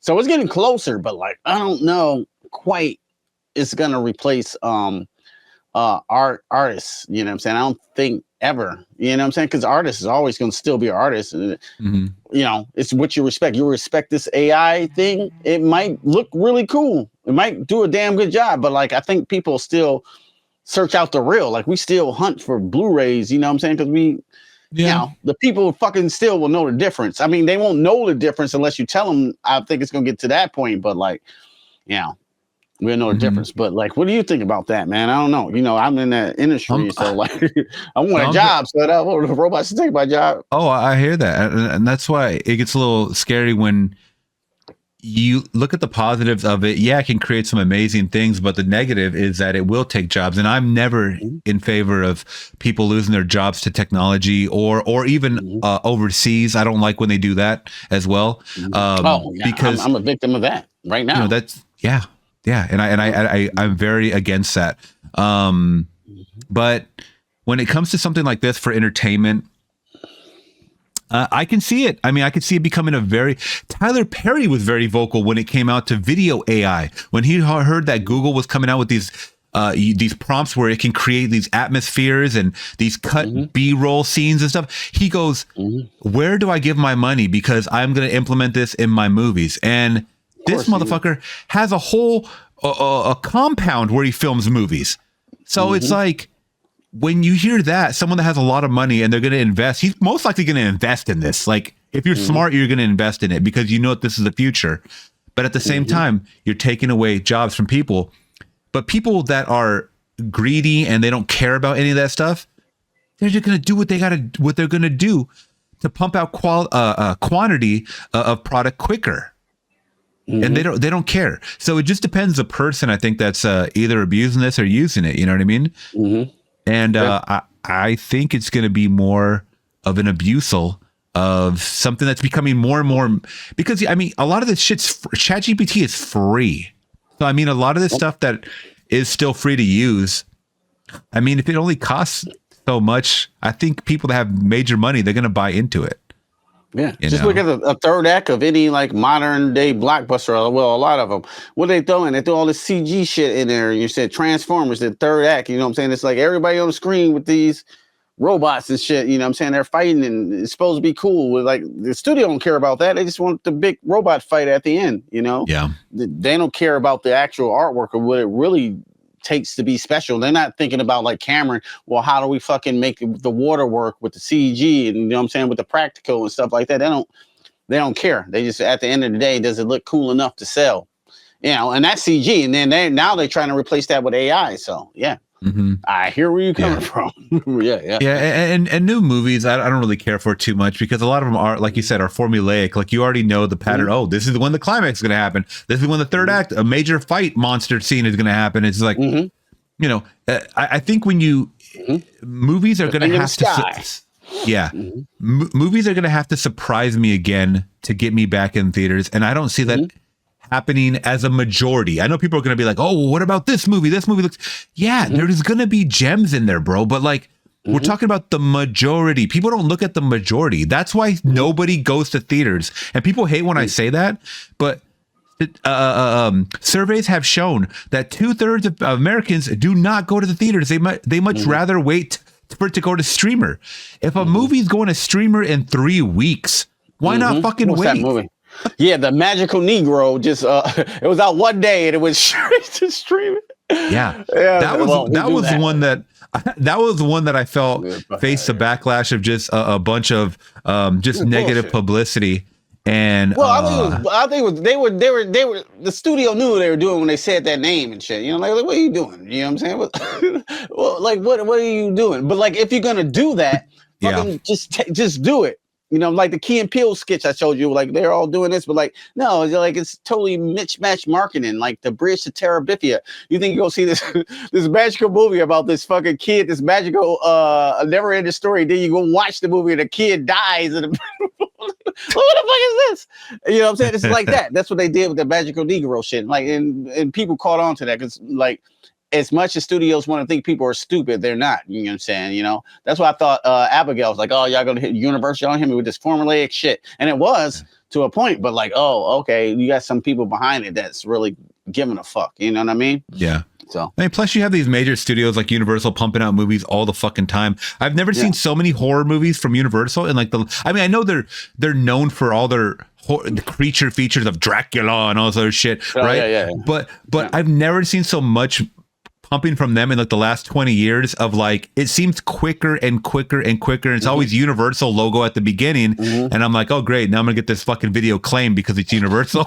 You know what I mean? Man, I was scared as hell when editing my video. Like, let's cut that motherfucker right there. You know, Universal will get you. They're all getting into the hype of horror because they know that these movies are so easy to produce on a low budget and they get a majority big return for even if they get a couple like 150 million, if they make it on a $20 million budget, they've already made a lot of profit. Yeah, they're looking at what Blumhouse is doing, but Blumhouse is like whoring their self out too. Don't be the next Universal, be Blumhouse. You know what I'm saying? Like, Universal does that all the time. I think they're gonna do good with Abigail. I don't know. I'm predicting it, but like I think people like because they seen what Megan did. You know what I'm saying? They copied it. You know what I'm saying? They just made it a vampire, but they had their own script, but they seen exactly what they did. Like I see the pitch meeting right now. Yeah, she dances and she fights people. I'm just saying. Universal, like, fuck yeah, $5 million, $10 million, go, bam. Yeah, I feel like this is going to be a big year though for people to go watch. I mean, you have the Mad Max Furiosa coming up, which looks epic as shit. You have Joker 2. Yeah, you have a lot of big movies that are you hyped for any movies this year? I'm trying to think of some big ones this year that are coming out in theaters. Yeah, the Furiosa. Frank Miller is directing. I'm behind that one. I mean, I want to see it because the action in that trailer looks fucking insane. It looked like they're actually getting ran over by cars. So yeah, I want to see that. I mean, as far as that, like, I'm not too hyped about too many movies this year. I think next year is because you got to think we're coming off that strike, so we're still in that lull of movies. Because like when I said last year, like I don't think the movies that came out in theaters last year was really that dope. You know what I'm saying? I thought it was fucking a real lackluster of movies. Besides like fucking John Wick 4 and Oppenheimer and shit and a couple other gems in there. I thought the shit was real weak, and I think this year is real weak. The Barbenheimer effect. I don't think we're gonna see some shit like that in a long time, bro. No. Yeah. It surprised you though, but like, I think after this year, you know what I'm saying? Because I was looking at the list of this year. I was listening to a podcast and they was like naming movies like bam, bam, bam. I was like, damn, that, wow. Like just all type of shit. Like, damn, okay, they coming back after the strike because like strike lost a lot of people a lot of money. Marvel lost a lot of money with their bullshit they were putting out, the Marvels and all that shit. I'm off. I'm completely out of the Marvel trend. I'm done. I'm so done. I'm ready. Yeah, I'm blame you. Yeah, and of course I'm gonna check out what is dope. Yeah, of course. Like I said, I'm gonna check out Deadpool. I'm gonna check out X-Men. I want to see what the fuck they do with these movies. Obviously, I'm gonna be honest right now. I'm gonna say something that's probably a very hot take. I feel like Deadpool 3 might be the weakest in the trilogy. And a lot of people are going to get mad at that, but you have to realize now that Disney owns the world and they've acquired all this Fox property, I feel like they're really going to water down all of these new characters they're going to introduce. They're going to water down Logan, but it's rated R. Yeah, it's not going to be like Deadpool 1 and 2, bro. It's not going to be like that. It ain't going to be like Logan. No, it's definitely not. It's definitely not. Yeah. So I think that we're going to get a watered down version with some comedy, but I have a weird feeling this is going to be the weakest one unless they completely surprise me, which is going to lead to very subpar X-Men movies in the future. And I'm not hyped for that. I mean, I want to see what they do with Blade. I'm not hyped for X-Men either right now. Yeah, I want to see what they do with Blade, but when the fuck is that coming out? It keeps getting pushed back and pushed 2025 now. That's what I hear, but like that's probably getting pushed back. But what I want to say, you watched the old X-Men cartoon, right? You've been hearing about the X-Men. I grew up on that. 97? I did not watch 97. No, I didn't watch that yet. Why not? Why not? Well, you know why? Because of Rogue's ass. Oh, your ass still there.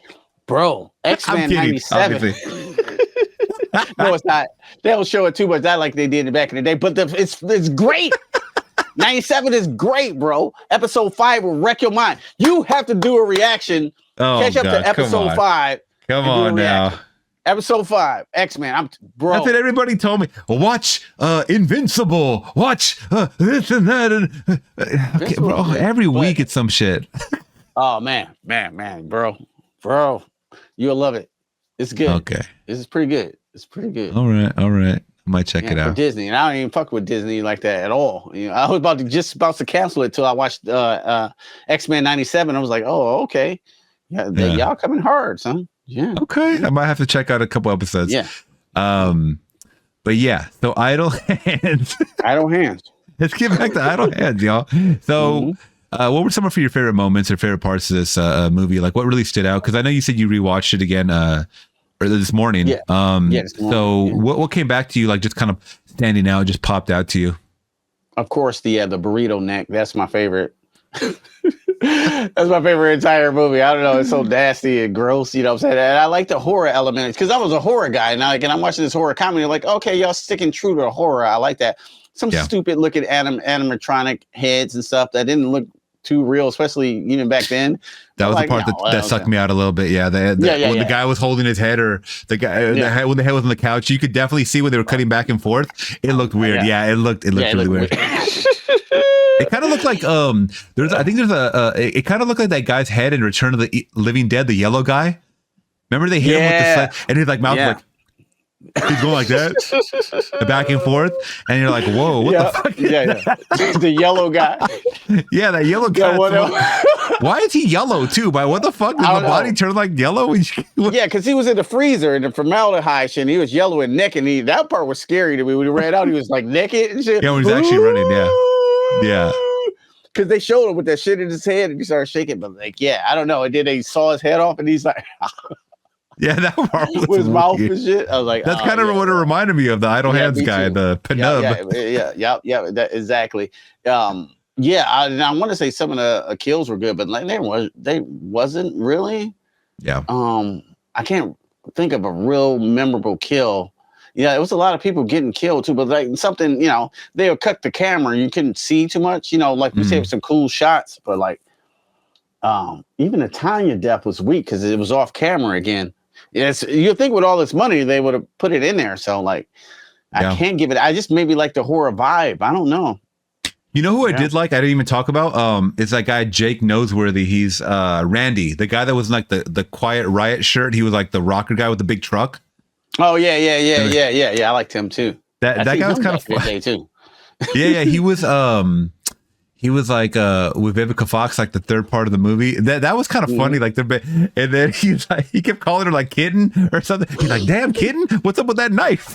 That part was funny. And then she's like, all right, we're done here. Now I'm time for some ritualistic sex. And do you want to join? And he's like, hell yeah. Hell yeah. So shit, Vivica Fox at that time? Shit, you better. Right? Turn that one now. Yeah. Before all the plastic surgery. Mm-hmm. But all right. I mean, I did enjoy this movie. It was stupid. Yeah, it's a stupid guilty pleasure, right? Yeah, I think I gave it a 3 out of 5. What would you give it out of 5? I'm probably there with you. Like at the time, I was thinking it was like a 3.5. Like I love this shit, But I was I was younger then. Like at the time when this came out, I probably was 21 or something like that. 22 years old. I wish it was a little more explained with the hand, with the whole curse, or whatever was going on. I wish there was a little more backlore to it. Like we saw a guy in the jail cell when Vivica Fox was dressed like a nun. Yeah, he had the little scary 2-hand. Yeah, it was like shrunken. Shrunken. Yeah, and then you just see like newspaper clippings that said skinless.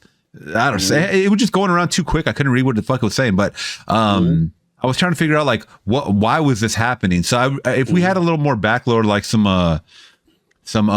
Sleepy Hollow like lore, like some back story or something like that, that'd be kind of cool. I would probably maybe not up my score, but it would be a little more enjoyable. I would take it a little more serious, but I don't think they wanted that at all. They just wanted something to be funny, and I mean, what's funnier than a moving hand just like taking over the body, Yeah. That's funny. Even though Devon Sawa is not the standout of his movies, like Seth Green, because you almost forget about Devon Sawa in some of these scenes. Like, oh, we know you were still here, especially when he cut off his hand. So he's not strong. But what's strong about this film is just this. It's just fun. It's just Seth Green being stupid stoner comedy, with a horror element.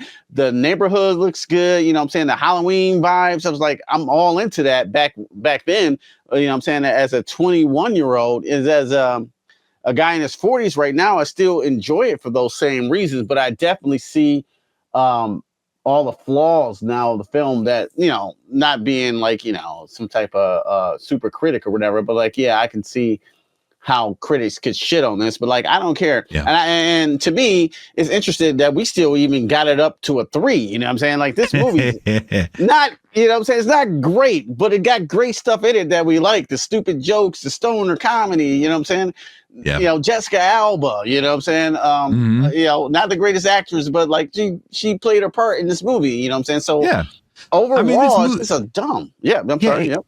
No, I was gonna say it was a fun teenager comedy movie. Like if I would have known that this is what I would have got, like I would have went with a group of my friends to see this shit like opening weekend for sure. Like just to have fun with it. Like the music is all like, good music at the time and stuff. Yeah, we would have had a good time with it. But like I said, the critics were just like so harsh with it, and I don't know, man. This is not for a 65-year-old or you know what I'm saying, or that demographic. I got the demographic it was in. It was rated R. It was like kids stuff, but it was raunchy, and I what I'm saying, like I was into it. You know what I'm saying? So it's just a guilty pleasure. I know it's not the greatest movie, but like I appreciate what it is, and I think the movie knows what it is too. Now that you mentioned that it being rated R, that might have definitely dropped it down in the money department, because rated R movies, I mean, not everybody's going to that. Right. The kids aren't the parents aren't taking them.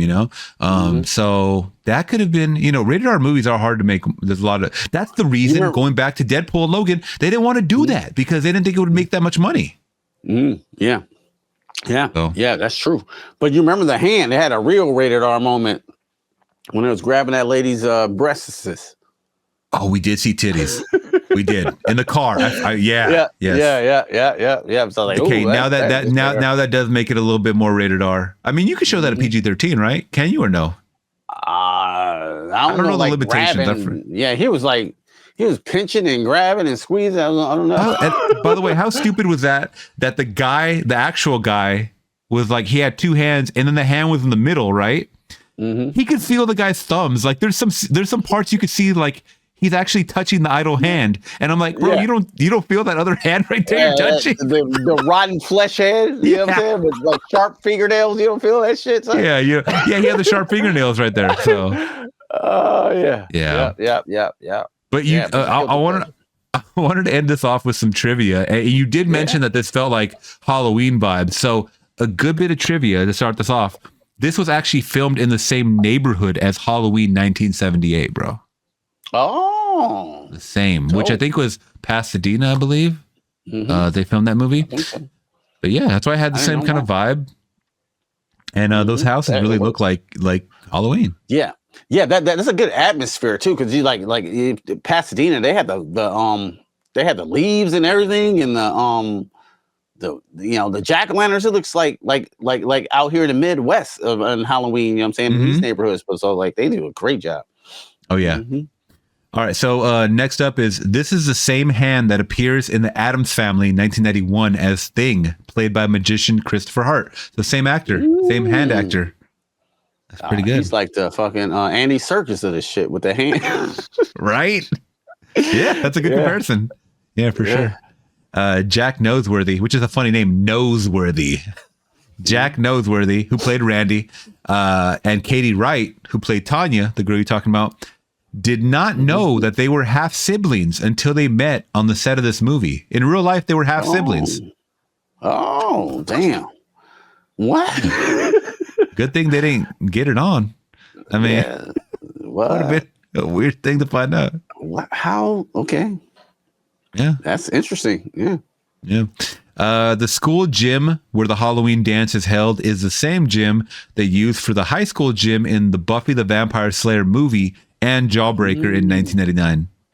Did you ever see those movies?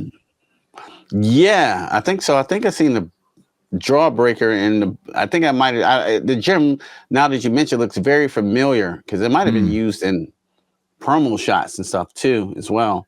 Yeah. But, those gyms look the same. I definitely saw Buffy, but I did not see Job. Is that the one, Rose McGowan? Yeah. I couldn't call out a gym either. Like you said, the gym is a gym. So right. I don't know. Yeah. All right. So the dish soap that Anton Devon Sawa squirts into his mouth after attempting to smoke nutmeg and oregano is real dish soap. Sawa came up with the gag on the spot. So when he did that, I saw it was, it was a brand that I knew. It wasn't Dawn. It was Olive? No. I forget the brand, but it was like a popular brand. Yeah, but it might have been Ajax actually. He squirted it into his mouth, and I was like, that looks like legit, and it was. Okay. So method actor, right? Stuff, Stan. Yeah, he was a Christian Bale before he knew it. Let's see. All right. While Anton is vomiting in the bushes when Pnub and Mick show up, Molly, played by Jessica Alba, can be seen far in the background on her balcony playing a bass guitar. This is a remnant from a remnant from a deleted scene. I was gonna say she didn't even play any instrument. Like we just saw her roll up in a motorcycle and that was it. Yeah, I definitely know that. I've never seen her playing no damn guitar. Yeah. Ukulele ass head girl. Yeah. Ukulele head ass. Mick and Pnub are watching Dawn of the Dead 1978 on TV. That was one thing I really appreciated. That because remember when the hand's fighting with the remote, and then when the hand changes the channel, it's like a bunch of hand shit. Yeah, like a rear hand, some black and white shit. Like I don't even know if that's the real movie, but I think it might be, bro. You know how many I don't know. obscure movies they had in like in the 40s and the 50s and shit. Like, what is this shit? I don't know. I could call that one claymation and shit, like weird shit. Like, some Woody Woodpecker and shit. Yeah. All that shit. The trailer contains a scene of Mick and Pnub ascending a heavenly staircase wearing football equipment. This is a scene from the alternate ending included on the DVD. So apparently there's a lot of deleted scenes, and there's an alternative ending too, which I want to get over as well. Yeah. That we could talk about. This is one of my first DVDs I ever had. Wow. Yep. Yeah. Like when DVDs came out in '99, this is one I bought. Yeah, because I used to buy them all. You know how we so excited. The media's out. So like that's how I think I seen it. Because like it was like this new one came out, and I had it. I still got that one. It's actually so Rodman Flender got the job after 2 other directors dropped out. That's not a good sign. Damn. That is wild. Yes. Devon Sawa's character is named after Anton LaVey, founder of the Church of Satan. Oh, wow. Oh, what the fuck? What kind of research are they doing for this shit? They're like, yeah, we're going to sprinkle that little Easter egg in there, see if anybody gets it. Damn. Funny. Church of Satan. All right. Well, yeah. That's too funny. That's why I possessed him. Yeah. Yeah. Mm-hmm. Let's see. Randy, played by Jack Noseworthy, has the same weeping Jesus tattoo as Mickey, played by Woody Harrelson from Natural Born Killers. No fucking way. Are you kidding me? Wait, so they share the same. So they're taking inspiration from Natural Born Killers? Because I did see he had a Jesus tattoo, like a picture of Jesus on his arm, and I thought that was weird because they're like, let's go talk to Randy because he's all into like he knows about like devil shit, and he was wearing a cross and he had a Jesus tattoo. I'm like, why would this guy? I mean, I guess maybe if he studies the Bible or something, but they made it seem like because he listens to rock music, like he was like into the devil, you know? I don't know. Yeah, no, I never knew that one. Yeah, he got the same weeping Jesus tattoo as Mickey. Natural Born Killers is crazy. I love that one. Oh, it's great. Oliver Stone and Rodney Dangerfield in his underwear. Let's go. By the way, did you know? So that screenplay is by Quentin Tarantino, and he didn't have time to direct that movie because I think that was the time he was doing Pulp Fiction. I could be wrong about that, but so he gave the screenplay to Oliver Stone, and that whole scene with Rodney Dangerfield is not in the screenplay, and Quentin hated that shit. I guess it's like, you know, the dream sequence of them on TV or whatever. He said he did not like that the way Oliver Stone did that. It was crazy, bro. Yeah, it was crazy. Yeah. I mean, the whole movie is like their minds are like super fucked, so it's like it makes sense, you know. Yeah. I don't know how you just picked that one out with all the crazy shit. Remember they're like tripping on peyote like in the desert and shit. Like, with the rattlesnake. Oh, that's fucking terrifying. Oh, that shit is nuts. To me. That shit is nuts. Let's see. The theatrical poster for this movie can be seen on the TV series Dawson's Creek season 3 in the video store that Dawson and Pacey work. Okay. Oh. Seth Green and Elden Henson improvise some of their dialogue. Yeah. Okay. You could definitely see that. Funny. That's why this shit is so funny. Yeah. This is Jessica Alba's first horror movie, even though it's a horror comedy. She's not really like that final girl look, like feel. No. Like I could see her like more like in a I think I even made the comment when I did my reaction that if this movie was filmed like 4 years after, she could have been like in that movie Mean Girls. Like I felt like she was like a high school Mean Girl. Like, I was just about to say that because we were just about Jawbreaker and Mean Girls. Like I definitely see her in Mean Girls. Yeah, she could fit in that group, you know. Yeah, she's definitely not a final girl. I don't see it. Yeah. So. Yeah. That's pretty much it, bro. There's actually a cameo from not only The Offspring but also Tom DeLonge from Blink-182, the guitarist from Blink-182. Yeah, who's like a huge conspiracy theorist now, like a UFO guy. Oh wow, I did not know that. Oh, you got to look into his shit. He's wild. Yeah. But he plays a drive-through employee wearing a safari hat who says, "All right." That's his line. All right. That's his line of the movie. All right. All right. Oh shit, my battery went out, man. Hold on. Oh damn. Yeah, that's the idle hand coming through. Idle hand. Let me switch it out right quick. I'll be right back.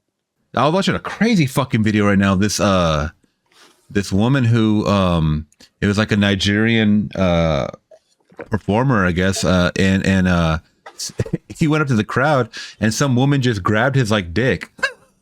Like a full hand, and he like pushed her hand away, and it looked like he was about to cry, bro. And he had a patch. He had a patch over his eye. Yeah, he looked like that one guy, Fetty Wap. Grab it so hard, Fetty Wap. Well, he looked like Fetty. And then, bro, I gotta send you this video, and he just walks off stage. But people, why do you look like he's about to cry? But I don't know. But the caption said, if the roles were reversed, people would be going crazy. Well, and everybody is. Like nobody's actually clowning the guy in the video. Like they're actually like really like, yo, we need to like find her and prosecute her. And then she came out with the statement, and she's like, I don't know why everybody's like cursing me. Like anybody else would do it if they were in my position. I was like, what? Bro, she grabbed the whole shit though. Like it's crazy. Like a full grip. Like I gotta get it. Yeah, I'm gonna say this video right now. I'm telling you, Twitter is a madhouse, bro. I gotta get on more Twitter more. I just be yeah, it's nuts, bro. I mean, you got these go to your Instagram right now. I'm gonna send it to you, and then we'll wrap up this podcast. Oh, look at him. Oh, that was a full hand. Oh, it's got airplane emojis. Why does he look? Doesn't he look like he's gonna cry? This is the weirdest shit I've ever seen. Let me go watch it one more time. Look, she's like, "Yee." Why is it? Is he disturbed or moved? Bro, I feel like this is not the first time this has happened to him. He's probably just like fuck this shit. Yeah, fuck this shit. This is the third time this week. Don't pay me enough of this shit. Oh man, the eggplant emoji. Oh, like he was perplexed. Man, that's the whole thing. I'm with like, why was so, you know? There's another angle. Someone took it from afar, and the girl's still dancing. She's like, I'm having a good time. Yeah, I got a handful of dick. She's not even like looking at him after the fact, and I'm like, no, crazy. No. She got a whole handful of dick of her favorite artist and shit. She good. She was in the front row. I don't anybody's front tickets for nothing. That's true. Yeah, that's crazy. But oh my god, bro. I'm getting tired. Oh yeah, me too. I'm like midnight over there, right? 12. Yeah, about 12:37. Yeah. These are the idle hand witching hours right here. Yeah. Sorry, man. I didn't mean to keep you up this late. No, you're good. You're good. All right. So in conclusion, we had a really good time with this movie, and I would definitely watch it again for sure. Probably more stoned. I think I would watch it a little more high than before. Yeah, go to the dispensary, watch Idle Hands. I definitely recommend it to somebody that hasn't seen it for sure. And I'm glad I could watch it for 420. And thank you, Q, man, for joining me, talking some Idle Hands, talking some trivia along the way. Devon Sawa really drinking soap. I mean, craziness. You know, not like a method actor. He's not like a method actor, like a what the hell's? I'm off getting my game today, man. The one guy from Lawless. Daniel Day-Lewis. No, hell no, not as good as him. Lawless with Christian Bale, not Tom Hardy and Shia LaBeouf. I'm thinking of Shia LaBeouf. Yeah. This motherfucker was really drinking moonshine in that movie. You know that? Oh, No, I didn't know that. And he was showing up drunk to set to get into character. Yeah, I heard he had sex with that girl in that movie. Not Honey. I think it was called Honey. Right, but not with Jessica Alba. But like, that's the story of his like life. Like Honey is the story of like his growing up. No. Oh, damn! It was another movie. I think he had sex with that girl for real on film. I think I know what you're talking about, but I don't. Thornton. I might have the name wrong though. Yeah. He was dating some artist named FKA Twigs, and she said he was fucking nuts. Oh, I bet. Like, he would keep a loaded gun under his pillow, bro. Damn. Like what demons are you fighting, bro? Like, like shit, Decepticons and Autobots. He's a Sam with Biggie. Like, blip, blip, blip. Well, they said he did kind of go like sideways when he did that one movie. Oh man. The one movie, it's about like the government is chasing after him. I totally forget that movie. Source Code? No. No, hell no. No. No. I'm just off my game today. The empty. Shit. I don't know. I'm close, but I don't know. Oh, that movie was called Honey Boy, by the way. Honey Boy, yeah. Honey Boy. No. But the movie I'm talking about, or I'm thinking of, where everything went sideways, it wasn't the Transformers movie. Eagle Eye. Yeah. So he went on, I still remember this. He went on some late night show, David Letterman or Conan O'Brien or something. And he was like, we had a real like specialist on the set, like a guy that was like involved with the government, talking about all this like Big Brother shit and all this like eye in the sky and all these drones. This is before drones were big. This is like way before all this shit about how they're all spying and tapping our phones and shit like that. And he got really deep into all this conspiracy shit. And he thought he was being tapped. He thought everything was like a lie. And this is where I think he started to shift his way of thinking and got deep into whatever he got deep into. And he changed. 2008. This is the same year he did Indiana Jones and the Kingdom of the Crystal Skull, bro. Same fucking I can see year. that because that's when I remember seeing the shift in him in Shia LaBeouf. You know, I mean, I don't know for sure, but like he kind of did a weird shift and he kind of stepped away from movies for a little bit after that until he came out back with like Fury with Brad Pitt and all those guys. That was a good movie. That was a good movie. Yeah, I love that movie. Yeah, that's a good one. Yeah. Yeah, but there it is, man. Idle Hands. There it is. Idle Hands. Shia LaBeouf. Yeah. Shia LaBeouf. And thank you guys so much for joining us on this 420 episode, man. If you guys have any recommendations for any future 420 episodes, please, we'll get it possibly next year. Or do a list, maybe. I don't know. Something. But you guys let us know how you guys are going to spend your 420. And if you guys are watching this on YouTube, please hit that big thumbs up. Consider subscribing to the channel today. Shout out to all the Flix Talkers. Shout out to all the Why Won't You Diers. Shout out to Q Reviews crew. I'm going to leave all his links down below as well. And we're out of here, man. Puff, puff, pass, y'all. Peace. Peace.